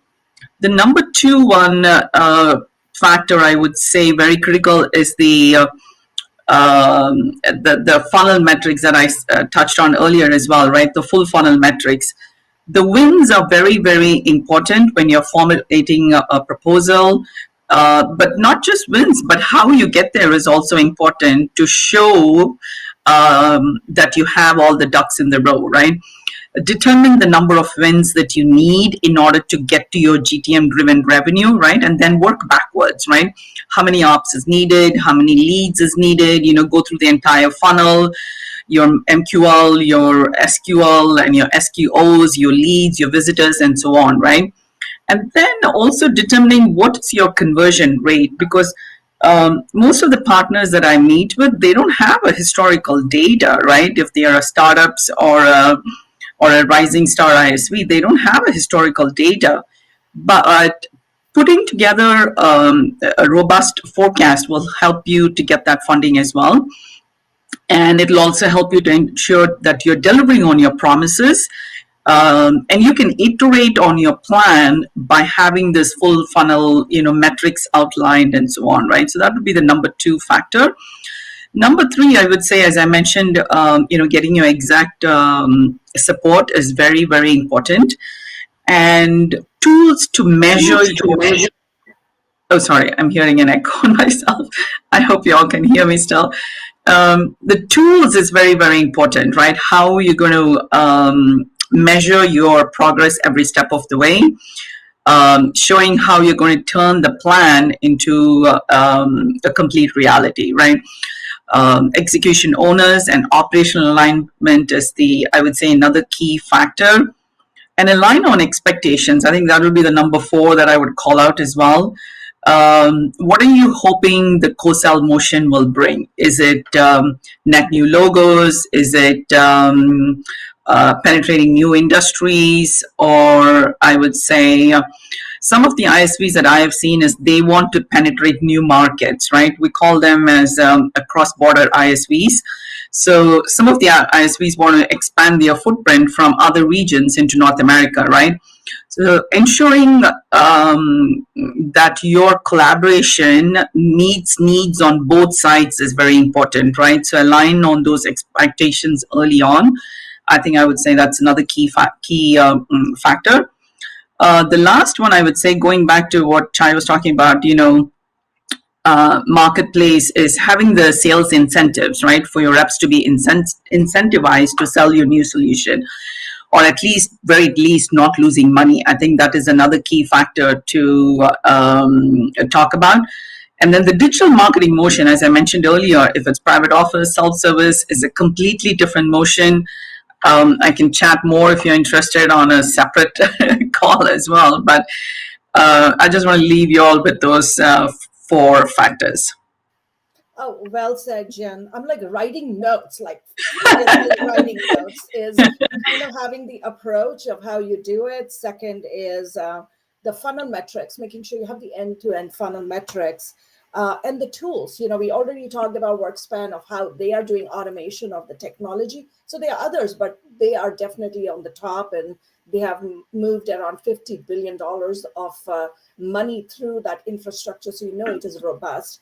And the last one I would say is kind of focusing on why you're doing the co-sell. Jen, can you share some examples of successful go-to-market funding strategies that was effective for joint customer acquisition? Yeah, I mean, there's several stories that I can talk about, but without naming any names here. Again, the first thing I would emphasize again is fully integrate the cloud hyperscaler into your business strategy, right? Meaning bringing them into your events and your promotions and so on. So there is one partner, a security ISV partner, who did all of these things, co-branding their assets, creating new assets as well, and creating the joint messaging that I talked about earlier, help them to really move from the bottom of the radar to having more visibility and awareness internally within the our organization as well, right? So help them to get the highest number of opportunities and wins just by integrating those in-person events and other things that I talked about. So that's one success. The other success that I can think about right now is, I would say a social campaign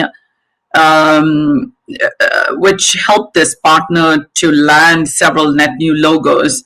This campaign, again, how we did is brought in a speaker. We did like a 3-party, we identified a joint customer win, and it was a 3-way panel. And I mean, it's not a rocket science. I'm sure you're all doing that as well.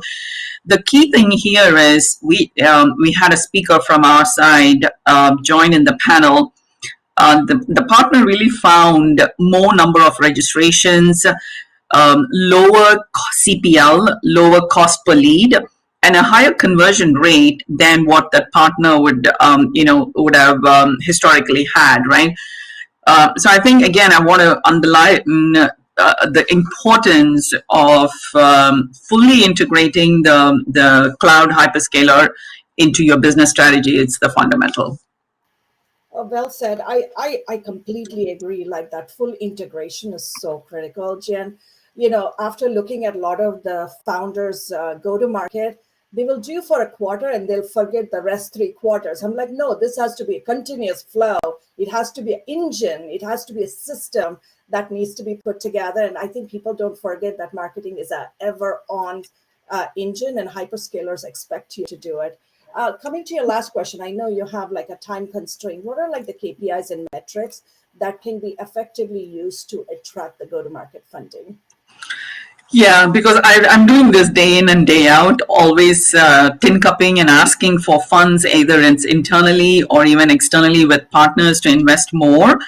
What I have seen is few key critical metrics. I think number one for me, what it has worked is focusing again on the full funnel goals, right, and conversion rates from each lead stage, and I think this is where most of the partners fail. They just track like one metric in the funnel, but I think measuring it at the every stage is very important. Number two, also consider your CPL and conversion rates, right, to demonstrate that ROI, which is these two is super critical. The other metrics that we also look into is say, for example, the revenue, month over month increase your recurring revenue. It's very important. The CSAT scores of the partners is important. Renewal rate is important as well. And customer acquisition cost is another metrics that I'm measuring today. And time to sale, meaning time to win. And also time it becomes an opportunity. Like how many days does it take? Like from a lead to an opportunity, or from a lead to a win, right? Most partners don't measure this. It's been a very interesting conversation for me to have with several partners. So I think that is another key metrics that I'm also looking to measure, which is time to sale. So I think those, I would say, Chai, is some of the key KPIs and metrics that could be very effective for the partners. Jen, the last 15 minutes is absolutely gold, like gold for business owners. If they understood what you are saying, it will be like breakthrough for them. Do you all feel that? I put it in the chat. If you felt like it was like gold mine of information, I think you won't get this kind of masterclass anywhere. I tell you, go to ChatGPT, you will not get it. I promise. Only Jen can give you that information. So Jen, this one's very good. And you talk about a lot of acronyms and a lot of things. So I just want to kind of have everybody understand. Some people don't even know this language, which is MQL, SQL, SQL. So MQL is really marketing qualified leads. Oh, I apologize for the acronyms. Yeah. Yeah. So MQL is marketing qualified leads. Is that the right one? That's correct. Yeah. Okay. SQL, sales qualified lead. Yeah. Okay. Yeah. SQL. What does SQL mean? Sales qualified opportunity. Yeah. CPL. CPL, cost per lead. Sorry, I am so sorry. No, don't say sorry. If people don't know what co-sell is, if you don't have the right language and the acronyms, people will know you in a second that you don't know how to do it. So Jen, first, just thank you for being here. Can we bring you back again to have a deeper conversation on this? Yeah, I would happy to be there. Yes, I thank you for the entire team. Thank you, Chai. It's been an immense pleasure to be here on the stage with you. Okay, so there are two announcements. One is now you want to know how ready you are. If you can put the slides on, we actually have a co-sell marketing assessment. You can take that. It's free. Go take it. It's 15 minutes. Makes you think, understand the language. Once you get that right, you will have a breakthrough. The second one is, as I said, is marketing and partnerships are so critical. We actually launched yesterday during the Microsoft Inspire is the co-sell go-to-market ramp to revenue. Next slide, please. And this is something we worked with Karen Fazio and I don't know where the slides are, but it is a resource that is available for you. Go and put your interest in it. If you need to know is how to build your co-sell-led go-to-market in 6 weeks. Now you have that available. Our third panel, let's welcome building trust and credibility with customers, how cloud hyperscalers are empowering their channel partners. And I welcome to the stage Regina Johnson. I haven't seen you in a dog's age either. Thank you for moderating this interesting panel. I love, once again, the logic and the scaffolding nature of this conversation. It's getting better and better. Welcome to everyone. I give it to you. Thanks.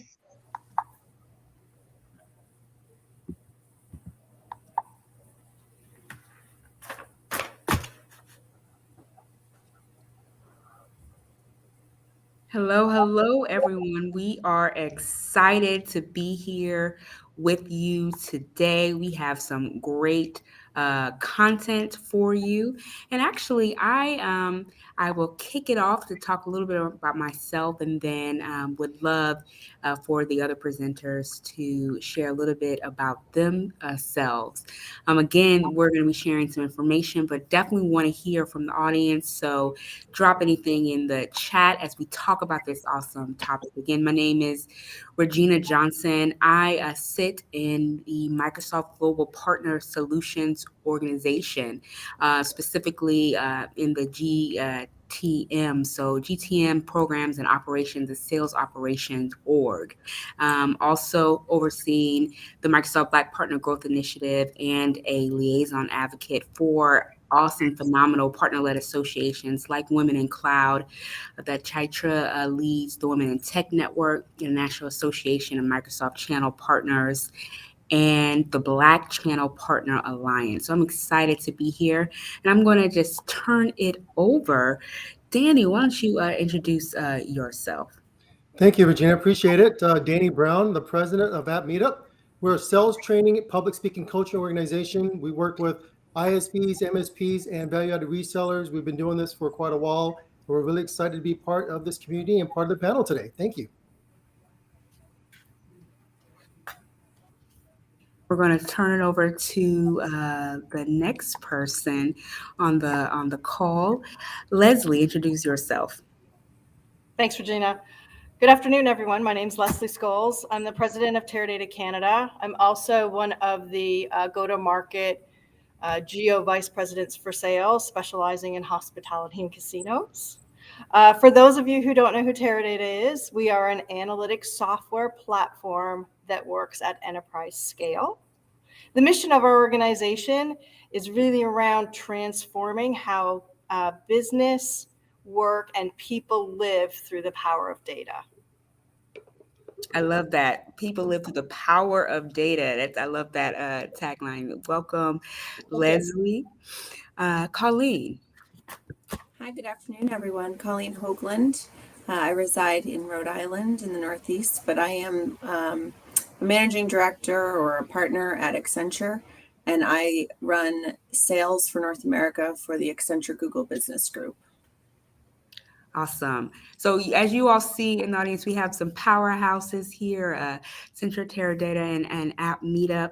I have a few questions for you all, but I want this to be free-flowing. I know the whole focus of this session is really talking about cloud B2B partnership. And so, Danny, I'm going to kick it off to you. And this is just a free-flowing, this is a surprise question, always on your toes. What does B2B partnership mean to you, Danny? First of all, I'd like to say that when I think about this phrase, everyone has their own terminology. But at the end of the day, it's really about the collaboration and knowing what is important, what the partner that you're going to market with, and how you're going to actually help that business make sure you solve their needs. And a lot of times we meet with partners and we ask them, who's your ICP? And of course, as Chaitra would tell you, don't give out acronyms if you don't explain what it means. It's your ideal client profile. And you want to make sure that when you're meeting with that business partner, you understand what their need is and exactly how you fit that need. And that's what I mean. That's what I think about when you go to market and you think about B2B. It's really one business helping another business, but really making sure that they understand how to help them in a way that makes sense to them and not just giving them any solution that's out there. Two things that you said that stood out: go to market in a way that makes sense to them, and then really thinking through the partnership. And so that definitely makes sense. And I think, especially as we're thinking through these times and there's so much change, helping customers and fellow partners be agile is a definitive need. So thank you for sharing that, Danny. Leslie, coming to you. What does B2B partnership mean? So I think kind of building on what Danny said, right? At Teradata, we really strive to engage our partner ecosystem, right? To build pre-packaged IP, right, on our Vantage Cloud solution that addresses our customers' most complex industry-specific requirements. Okay. Okay. IP is what stood out, and then addressing your industry, the most commonplace issues. And I think really narrowing down what is the core points that the customers are trying to meet definitely makes sense. So thank you for sharing that. And then I'm going to come to you, Colleen. What does B2B partnership mean? Yeah, I mean, I think it's an accumulation of all the words that have been spoken, but simply put, at the end of the day, it's demand generation, co-selling, and ensuring that there's differentiation identified to solving our customer needs, and leading potentially, the Accenture approach, and what I do in my business is always lead with an industry-led business value. But it has to resonate to our ecosystem partners, and it has to pull through our ecosystem partners. Okay. So one common theme that I've heard across all of you all is really understanding the need for customers, and then thinking through industry as we think through partnership. One of the things that I am going to come to next as we are moving through this, again, really thinking through what do we do next? Now, I know several of you all attended Inspire. And so one of the things you probably heard a lot, of course, some AI motions, but really thinking through trust. Trust is one of the things we care about very deeply in Microsoft. I know the people on this call care about it as well, trust and credibility. And so one question that I am actually going to ask, Danny, I'm going to turn it over back to you. And the question that I would love for you to really share about is, how do people build trust and credibility with their customer, especially in this new environment? Would love your thoughts. Couple things come to mind. We train partners all the time, and we always tell them you got to come across authentic. If people like you, they trust you because they believe that you're authentic, that you really care about them first, and you care about their business, they're going to open up a little bit more. And that's very important. You can't come across, and I know it sounds bad, salesy, you have to come across letting them know you. And it's very important. A lot of business owners are out there, they want to know you. Are you on your own website? Do customers know that you are the subject matter expert? You're the reason why your business exists. They want to buy and they want to hear from you. So you have to be authentic, number one. And number two, get the customer to speak. I mean, I don't know anyone here, if you ask them questions about themselves, they won't brag about themselves, brag about their daughter, brag about their son. They love talking about themselves. But in a conversation, if it's all about you and everything that you can do, they're not going to be able to trust you because they don't think that you care about them. So it's very important, come across authentic, number one. And number two, ask questions that show that you're really listening and you care about them, you care about their industry, you care about their product, but you also care enough to understand their lingo. If they're in the healthcare industry, you better know those terms. If they're in the legal industry, learn those terms. You cannot apply the same conversation to every single client. So it's very important, and that's why you go back to ICP. What is your ideal client? What do they look like? What's that profile? You understand the lingo, you understand what's important to them. Now be authentic, because at the end of the day, I don't know how many times I've had house projects I need to do. I always ask my neighbors, hey, who did you use to redo the roof? Who did you use to build a pool? Who did you use as a plumber? And whatever they told me, that took place, number one, before any search online to find that handyman or that person to come fix a job for me. So customers will buy from you if they trust you. Be authentic, and that works the best. And of course, you're what I call the catalyst for these hyperscalers. They need you. As a partner, you know the client better than they do. And so you can convey that message in a way that makes sense to them, and that builds trust, credibility, as long as you're authentic.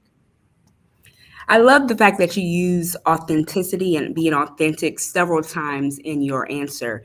And one of the things I'm thinking through, and really this whole conversation is thinking through, how cloud hyperscalers are working with channel partners to develop customer-centric strategies, and authenticity is the core for that. And I'm actually going to come to you, Leslie, and add some more information to that question. So in your view, Leslie, what are the next big trends in establishing trust and credibility with customers in the cloud industry?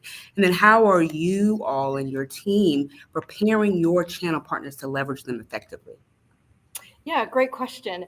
So when we look at building trust with a customer, I think it's always providing a true, and I'm going to use Danny's words, authentic view of how the customer can solve their specific business challenges or business needs, right? And we look at the impact of AI right now in the marketplace.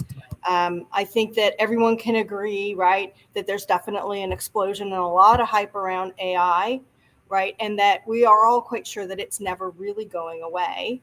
However, that doesn't mean that every single customer is ready to implement AI capabilities on top of their existing analytic solutions, right? They might not be ready, right? And so being truthful and authentic would suggest that if you can't consume it, if your business users can't action on it, then it's probably not a wise investment for you to proceed, or at least proceed with caution and minimal spend, time, and effort, right?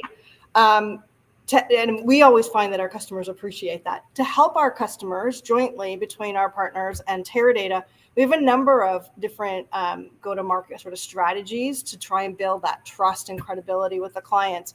We can offer readiness assessments, workshops, POCs, right? We can really lean on our partner organizations for change management aspects of implementing AI into an organization's resource pool, right? But really what we're trying to do is make sure that we're articulating back to the client a true assessment of what implementing AI would mean to them and what the real ROI would be if they did choose to spend time, money, and effort to augment their current analytics, right? And I think with the partners and with Teradata, we can really bring collective knowledge, right, of this new emerging technology to the enterprise, and we're really ultimately trying to deliver the best possible and most relevant solution for the client at their particular time in this journey.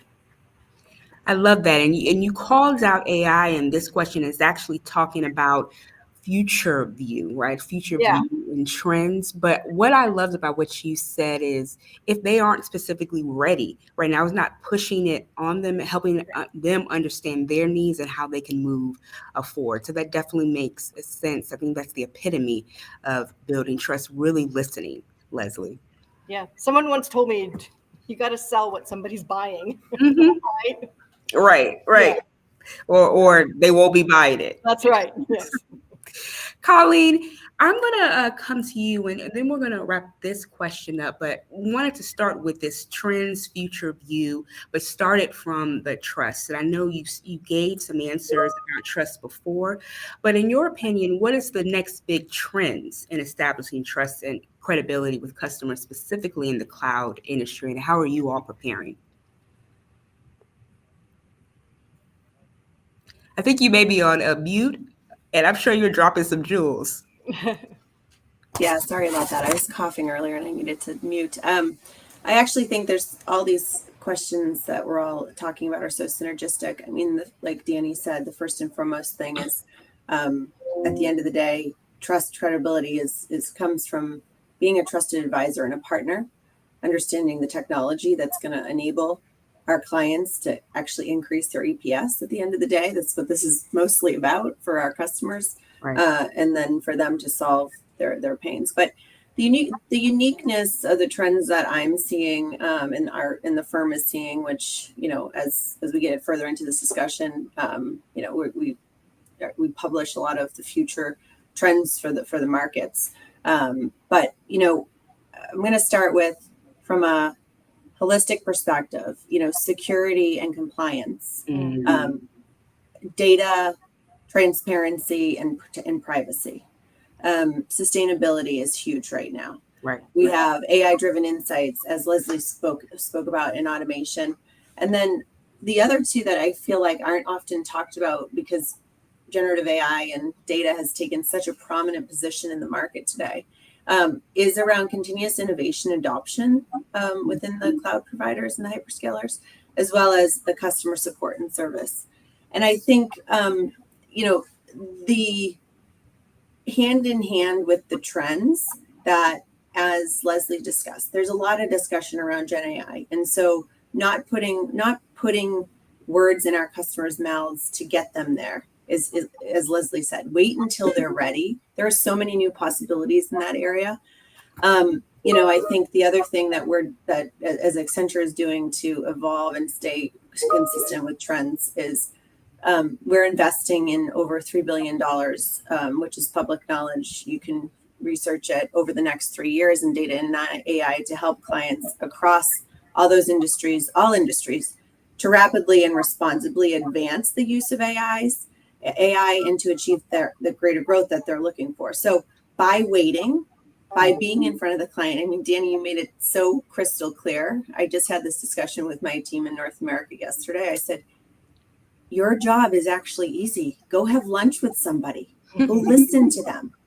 If you listen to them, you'll hear what's their pain, and then we can create that intimacy and trust. So as the trends are evolving, those are, and based on what we're seeing, it's just critical to be human and to go have a conversation with somebody, because we're also coming out of this, the COVID era where people have been on screens for so long. There's a lack of intimacy and trust that's just been sort of sheltered.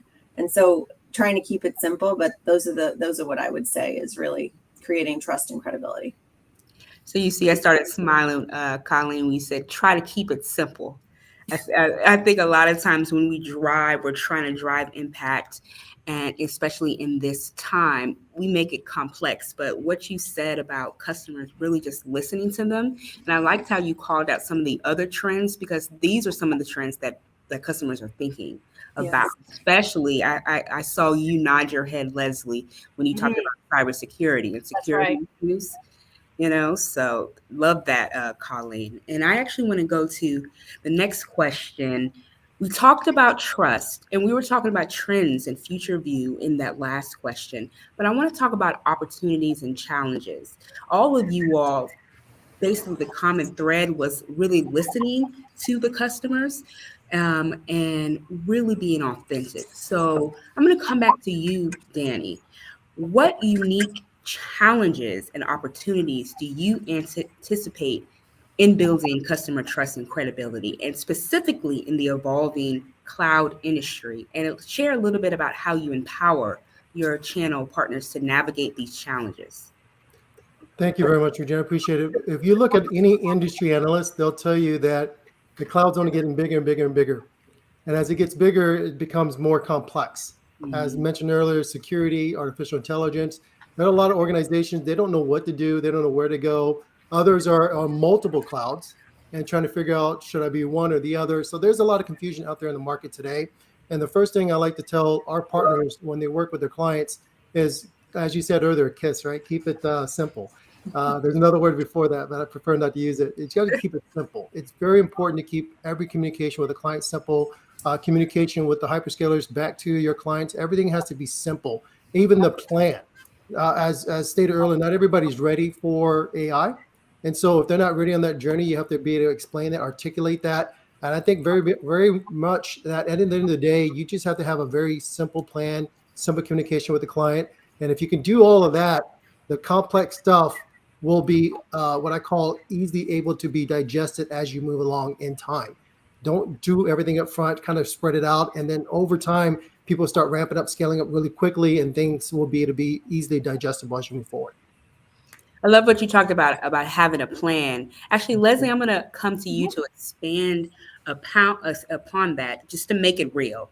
Can you share a case study where the empowerment of channel partners and, like Danny said, having a plan significantly enhanced the customer's perception of trust and credibility in your organization? Yeah, I think that customers really, at the end of the day, measure us on how our technology enables their business, right? So businesses look to increase revenue or decrease costs, right? There's no other third metric about buy cloud or buy Teradata, right? It's really around how do we enable them to run their business more efficiently and optimally. So I have an example of a partner use case that we did with a global 500 bank, and it was around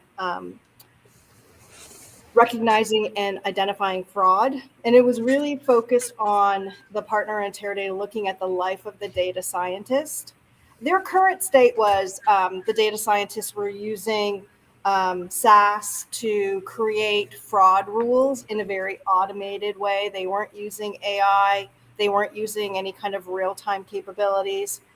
And their end-to-end processing to recognize potential fraud cases took about 37 hours. So not optimal, right? The global bank asked the partner and Teradata to come in and take a look at the end-to-end process to see if we could implement changes that might make them more efficient in their fraud detection.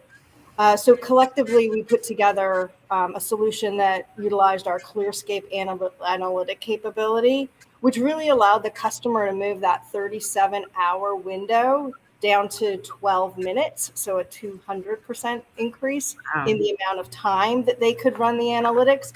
We also helped the bank to move to a Python-based model and leveraged the bring your own model capability of Teradata so that it could be run in Teradata across all of the customer data, so we could score across the entire enterprise.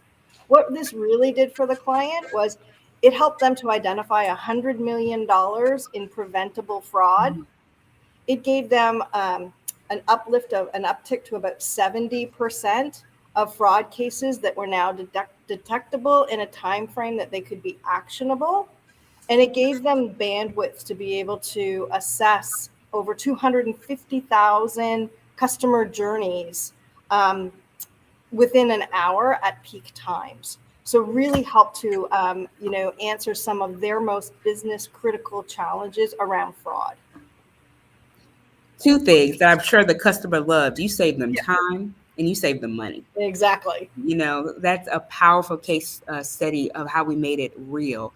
And really, Colleen, and I can't believe we are almost at time. We might be at time. Colleen, I'm going to come to you to kind of close us out. So we've been talking about trends, future view, challenges, making it real. I want to talk about the strategic approach.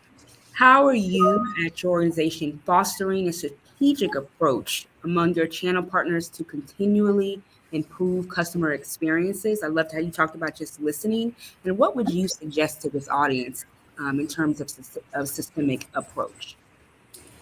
Yeah, I mean, I know we're of time, and I'm so grateful to be the last speaker potentially. But really, there's a couple things. There's looking at the future trends and being ahead of your customers, your partners, and your ecosystem. And so we actually publish a tech vision document that everyone can go and look at. It's by Paul Daugherty, who's our CIO, CTO. So that's part of our approach, is we want to be ahead of the customer thinking, ahead of the hyperscaler thinking, in order to be at the tip of the spear. Because knowledge and knowing tech, knowing client patterns is what's a differentiator and allows us to build trust. We will continue and I think a lot of companies do this, but Accenture specifically, I've been with a lot of different organizations, does it well, is we bring the strength of our vision as well as we harness cloud, AI, and data, and all of the cloud continuum to make sure that becomes a platform for a customer to actually digest their total enterprise reinvention. And it goes back to something Leslie said and Danny said, is in order to know where a client is on their journey and then take them to that level and then beyond without them feeling overwhelmed, it's like riding a bike. You have to get on, you might fall off, and you have to do that together in a partnerial advisory way. And that's really where we bring commitment in making sure that we're continuing to educate both the world, but also our resources here at Accenture. That's well said. I even see in the chat, Jennifer said, well said. Thank you so much for sharing that, Colleen, to really wrap us up. And what I heard from you was just doing it together. And that's what is going to be powerful as we move forward doing these things together. And so please follow on Leslie at Teradata on LinkedIn, Colleen Accenture at LinkedIn, Danny at Meetup on LinkedIn, and then me at Microsoft on LinkedIn. We hope that you received something from this. Thank you all. With the amount of thoughts and questions and engagement that we've had, let's cast the net out now with Ask the Experts. Come on up. Chaitra, thank you so much for our panel. We're going to hand it back over to Chaitra to leverage some of our questions and comments and experiences, and let's keep this momentum going. Over to you, Chaitra. Fantastic, Nancy. Wow, what a great day. I was like jumping with joy because it is definitely level 3, level 4 information, and really you're getting a playbook for 2024, 2023 and 2024. So very exciting. So for now is Ask the Expert. That means you get to ask anything and I get to moderate. So here are some speakers who are experts. They're not prepared. I just said to just show up, and I don't know what the community is going to ask you, and you should be ready to answer. So with that, Jennifer, tell us about yourself and why did you sign up to be an Ask the Expert? Yeah, thanks. Can you hear me okay? Yes. Can you hear me okay? Yes, we can. Okay, and then my camera just went off. Okay. Hi, everyone. I am a cloud transformation leader. I work with Accenture Federal Services. So like Allison and Colleen, I too am an employee of Accenture, but I focus in on the federal government. So I would love to see in the chat if we have anybody else that works with the federal government or part of the federal government yourself. You can see I have Joe lended me his office for the conference, which was kind of him. He's traveling today, so I'm in his office. But that was a joke about the background. That's okay, Jennifer. Don't worry about it. I focus on helping our clients develop their roadmaps and how they're going to cloud. So that's a bit about myself. Awesome. Karen. So hi, everyone. Karen Fazio, formerly with Microsoft, had spent much of my career in the channel ecosystem working in the global partner solutions team, and now have started a new practice called Abundant Marketing Collective, and we focus on developing the go-to-market strategies you need to actually win in these co-sell arrangements with Microsoft in particular. So please let's talk a little bit about how to shape go-to-market and how to create an awesome offering that can get you some co-sell wins. Beautiful, Karen. Eddie, welcome. Thanks, Chaitra. Eddie Rader, out of Southern California, and here representing IAMCP community of Microsoft channel partners, a global community where we work to drive business outcomes for our partners, grow their business, and kind of unravel the mystery of being a Microsoft partner. So excited to be here with the rest of the group today. Awesome. And Regina, welcome back. I think for people who are joining, they should know you. So tell us about you. Excited to be here. Again, my name is Regina Johnson. I work in the Microsoft Global Partner Solutions organization, specifically in GTM and sales operation. Jennifer, you mentioned being in government. Before Microsoft, I worked in government and economic development and business development. So in both industries, I'm always thinking through how do we help businesses thrive? And excited to see Karen here. Karen was my first boss, a phenomenal leader. We have a lot of great people on this panel. Eddie, Frank, all of the people that you see on this panel care about partners thriving and growing. So I'm excited to be here. Awesome. Thank you, Regina. So excited to have you. Dexter. Hi, great to be here and be with such great, powerful, inspiring people on the call on this event. Dexter Hardy, President and CTO of Integral Inc., located in Atlanta, Georgia.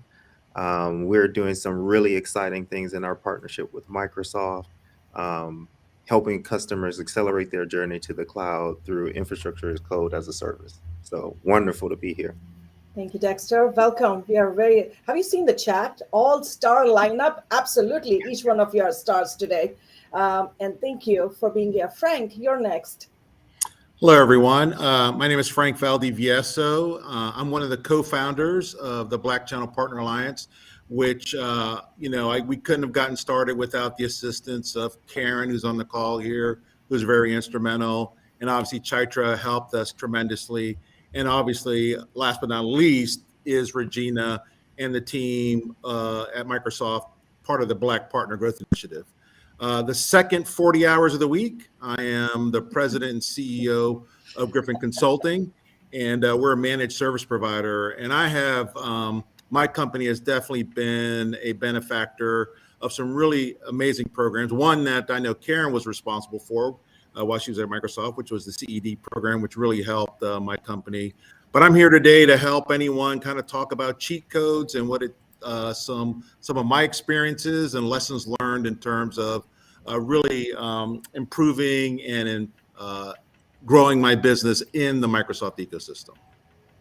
Awesome. Frank, before I get to Tina, I want to ask everyone, when it comes to B2B partnership, comes to co-sell go-to-market, comes to sales enablement, what do you want to learn today? I know we gave you a lot. We gave you a blueprint. We gave you the research data. We got you the CXO insights of how to think about. What else do you want to know? Put it in the chat, because it's very important that we answer your questions, and then you get to go meet with them and ask a deeper question. So when you leave today, you should have your cheat sheet, not just that, oh, I know the information, you should be able to act. That's the mantra for Women in Cloud ecosystem. If you don't take action, no results. Okay. With that, the first question we are getting is how to get it right the first time. What a wonderful question. Who wants to take this one? This one will be 20-minute session. Then we'll go into networking, come back, and we'll close it out. Okay. So who wants to take this first question? How to get it right the first time? I can chime in on that, Chaitra, and just kind of give a little bit of a lens of how we've been working with partnership and partnering and how we've grown. So think of it as a journey and not a destination. So getting it right is every time, every day. I tell my team, you want to be 1% better every day. So think of your journey and how you're partnering, how you're leveraging your networks. Think of that in terms of a journey. So, again, there is a pivot that needs to happen, or if there's a change that needs to happen, you can always adjust and get it better the next time. So that's my feedback for that. Be agile, be ready to pivot. Beautiful. 1% better every day. Coming to Jennifer, I know I see you raise your hand. Yes, the gentle, I can comment. I have to go back to what John said at the start of the call. I thought his message was really powerful about, and I want to add to it, which is think about how you can show that you add value in a few seconds and demonstrating knowledge. I think that, to me, like demonstrating your knowledge and bringing knowledge is what separates, the good from the lesser, is that you show that you have knowledge, that you show you're staying up to date. And that's where continuous learning is so important. So that's one point. But the other point I would make is do your research and practice, run your ideas by other people. Do your research about this customer and what is important for them. What's their language? What's those little nuggets of words that really resonate with them?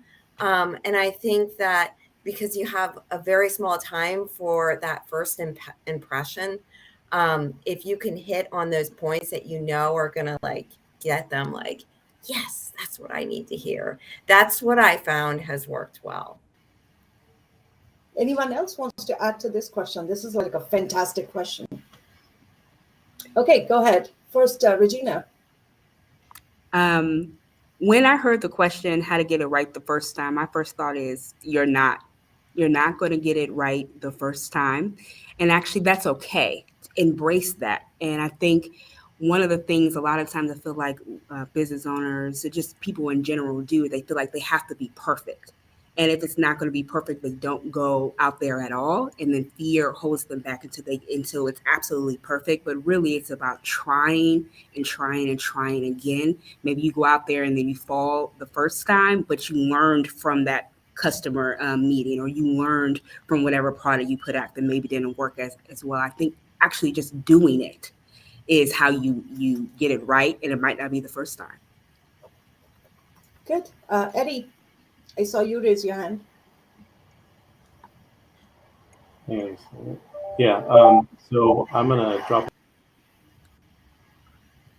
You went on mute. You went on mute.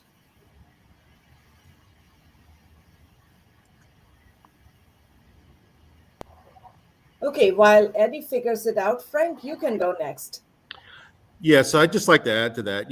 One of the things, and I'll just kind of provide an experience share for me personally. I felt probably the first, 6 or 7 years of my journey as a Microsoft partner, I was kind of wandering in the wilderness, out in the desert. And it wasn't until I started to engage with communities that really fueled my growth. I know my very first community that I joined was the IAMCP. That was like, oh my goodness, there are other partners out there I could lean on.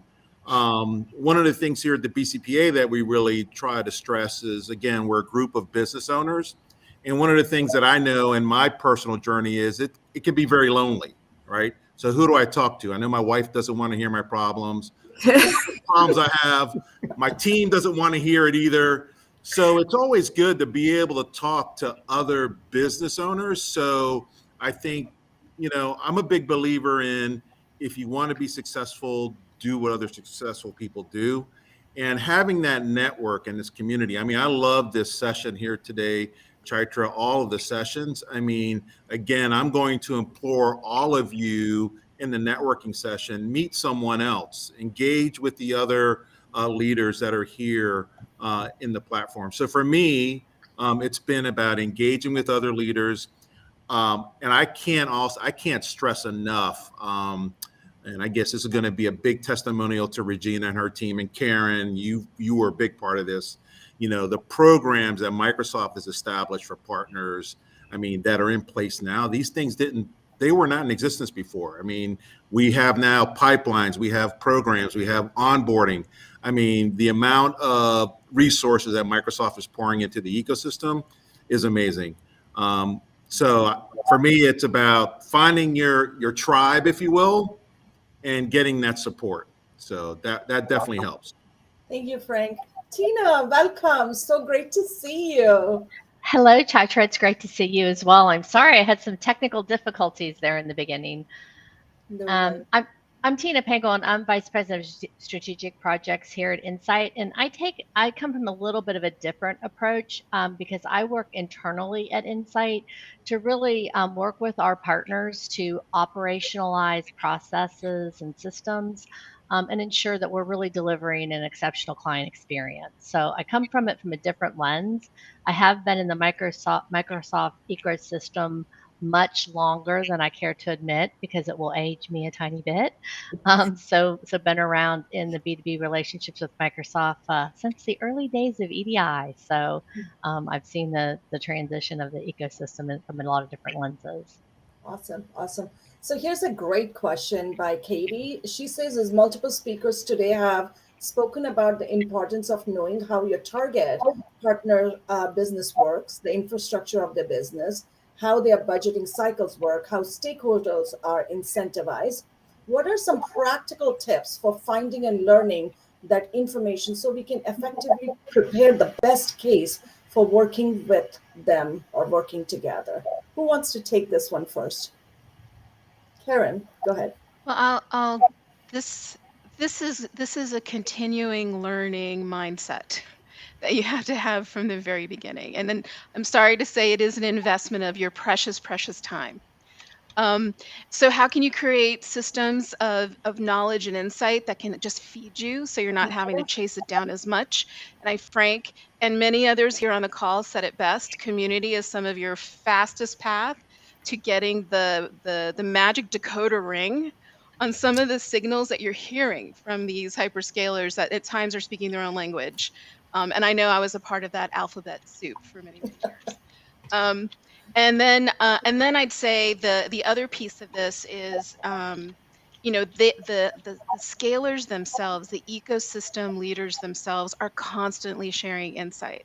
And they are there, especially in the ecosystems. Women in Cloud is one, BCPA is another community ecosystem, that you'll find them so responsive, right? You can ask a question like this at an Inspire event, and maybe you get an answer that's 70% of what you were looking for. But it's in the communities where you will have people that will chime in with a perspective or an access to a resource or a little sort of cheat sheet, as Frank likes to call it, on how to get to something faster than the first person that took 10 times longer to get to it. So do that, invest in that, do it from the beginning. When I sort of went out into the ecosystem now, with my own firm, I definitely created all those channels, because you have to have that access point or you will not stay relevant. Cool. Eddie, do you have anything to add here?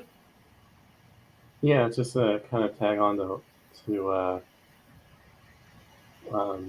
what was just said, is like sometimes you're going to be first through and you're going to create the path, and sometimes you're going to follow the path, right? So looking for those opportunities, I do think it's an investment in time, whether it's trying to understand your partner or a partner that you want to go to work with, or trying to understand a potential client or an existing client and understand their cycles, their budgeting, their incentives, and their business outcomes. It is an investment of time. And I think being a great partner or a great provider is trying to understand their business as well or better than they do, so you can get ahead of it and predict where they're going before they even realize where they're going.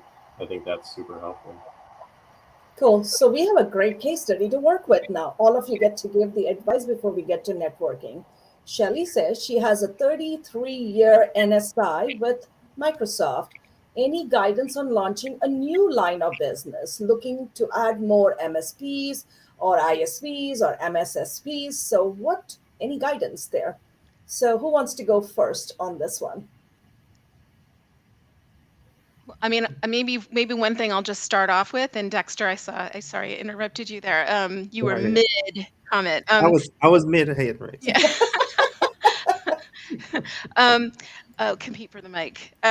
So maybe one of the first things to think about, especially with 33 years in the business, is like really going back in and tuning how you define yourselves in the programs that these scalers have available to them. They're constantly changing. The metrics are constantly moving. How strong are you in the solution area that's aligned with a line of business that you're trying to develop, especially in that space that Jen Dawson had a great practice, but the back end of that doesn't match up. And so there's nowhere to go to be able to drive some, big go-to-market together with other partners, or certainly with a co-sell strategy. So that has to happen first. Awesome. Anyone else? Yeah. Okay, Dexter. So I'll go ahead and chime in on that. I would say one of the things that really helped through being a part of the BPGI Accelerator, find your superpower. What is in their line of business? Is this something that you are really, really good at, first and foremost? Secondly, they brought it out earlier. Is it something that somebody else is buying? So you could be really good at something and then no one else is looking to acquire that thing.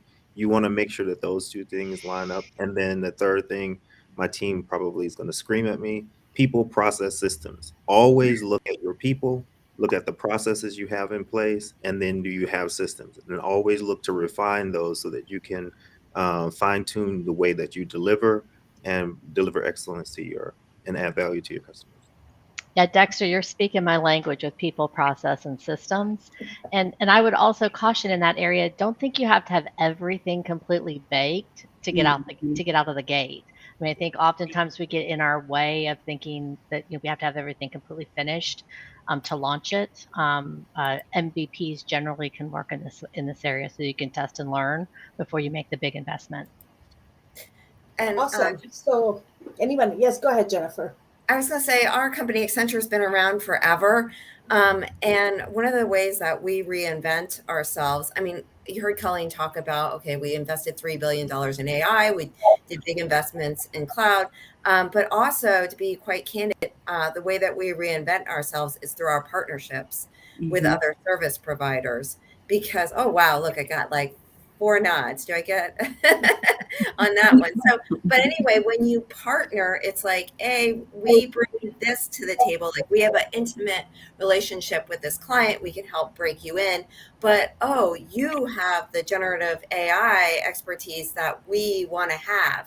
And then so that's how we bring you in and you break in and we both get new business. And then we both get the calls that we can use to our next client to say, oh, we did generative AI through this client, even though it was with our partner. And likewise, our partner can say that they did the same. So I feel like mergers and acquisitions is one way we reinvent ourselves. And the other is through our partnerships. And then obviously is the big investments, which I realize not everyone can do. Beautiful. I think I took away a lot of interesting insights, and I think it's not a journey. It's a journey, not a destination. So improve every 1% every single day, so you're getting better at it. Having always learning attitude, that will be great. Start with communities, faster way to get answers or get insights. You can get it right the first time, but it takes time. Like it's just you have to get through it and find your superpowers. Rebecca, tell me more about it. Working for enterprise company like that, or even a small businesses when they work with us, like what kind of benefits did you gain by partnering with us, especially around the Empower Her Access Awards campaign in terms to your market positioning, as well as driving that inclusive tech ecosystem branding that you were looking for? Yeah, thanks, Chaitra. I think what's really important about the opportunities that we've gained through working with Women in Cloud is that I don't think you do anything just for marketing's sake here. I think there's a purpose behind everything that you do, and you bring partners like Insight along with you the way. So I love the purpose and the meaning behind the Empower Her Access Awards and through this event today. And by aligning ourselves and sponsoring these events, we really get a chance to show up in the industry and in our communities and to our partners and to our clients as really supporting those efforts as well. And so right from the beginning, when you first kind of brought this opportunity to us, through working through press releases and co-marketing efforts, and then being able to show up today along with our speakers and just, all the branding that your organization gives to us, we're super grateful. And it just, again, just is all value driven for us. And we're a really purpose-driven organization. And I think this really gives us the opportunity to flex that. Beautiful, Rebecca. What were like the key components of creating a successful co-marketing partnership? And how does these collaboration lead to greater brand building, especially cloud brand building and customer demand generation, especially with communities like Women in Cloud? Yeah, absolutely. I think for Insight, we have such a long historical legacy in the industry.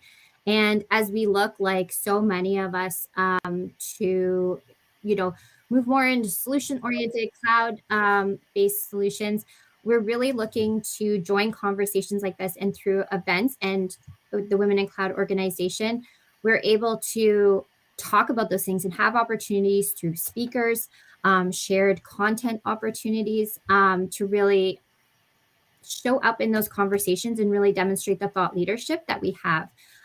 You often bring us opportunities that you have thought of, but you're also an incredible partner in saying to us, here, if you can think of something, we will build it.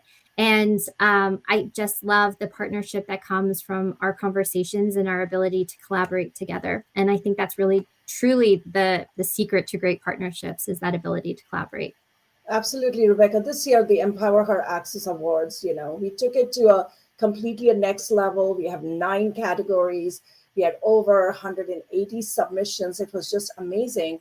And we actually impacted the ESG work, especially the impact areas of ESG, Tell me more. What did you all gain from doing that, from our ESG integration?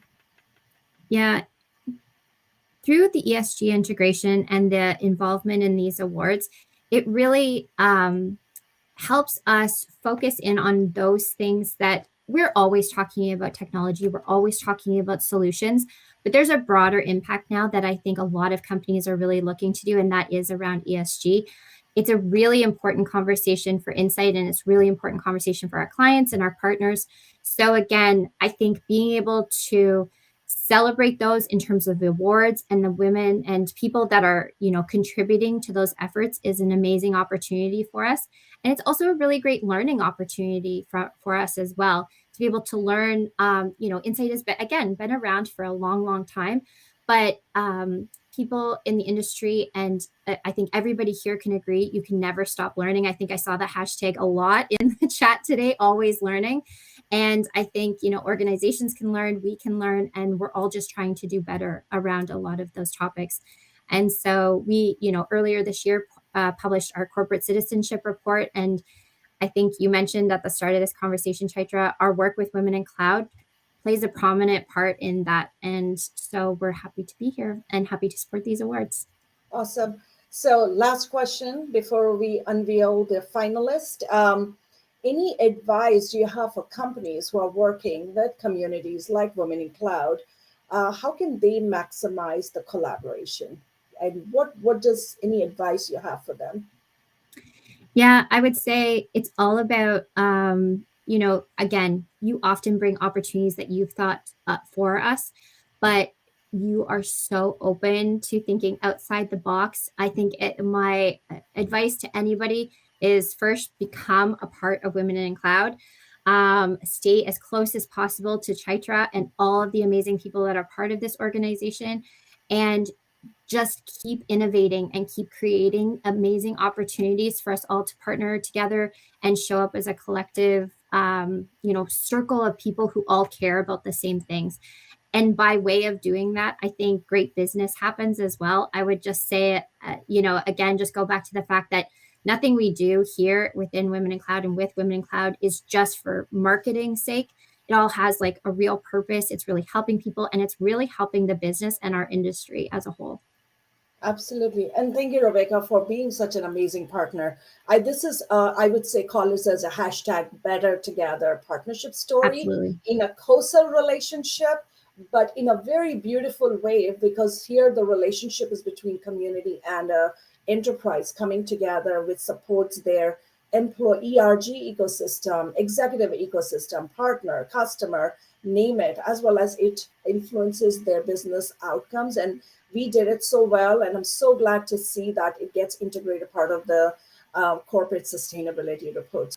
First is the Accenture partnership. We are actually having is a B2B founder coaching program. This is where you get is a 6-month programming where you get to really learn about the market fit, the product fit, also the technology integration, and really with these managing directors and also their customers. So if you are a founder and you want to be part of this program, please apply. It is qualification required.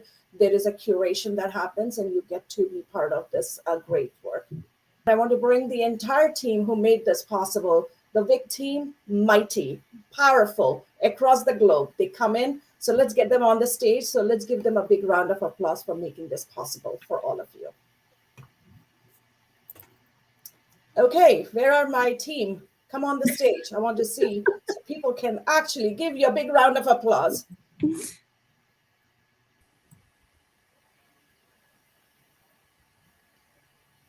Okay. I want all of you to know them. When you get a chance, say thank you. Doing work for community work is extremely hard.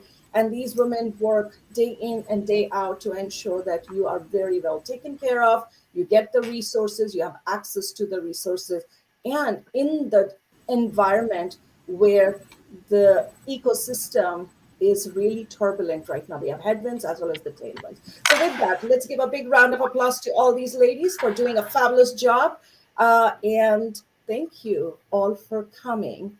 And please put it on the social if you learned something. or send us a note. We will be more than happy to see what other programming we can do. And again, thank you to Teradata for being a sponsor for this event, and all the speakers who did a fabulous, fabulous job. And thank you, Nancy. Have a fantastic day.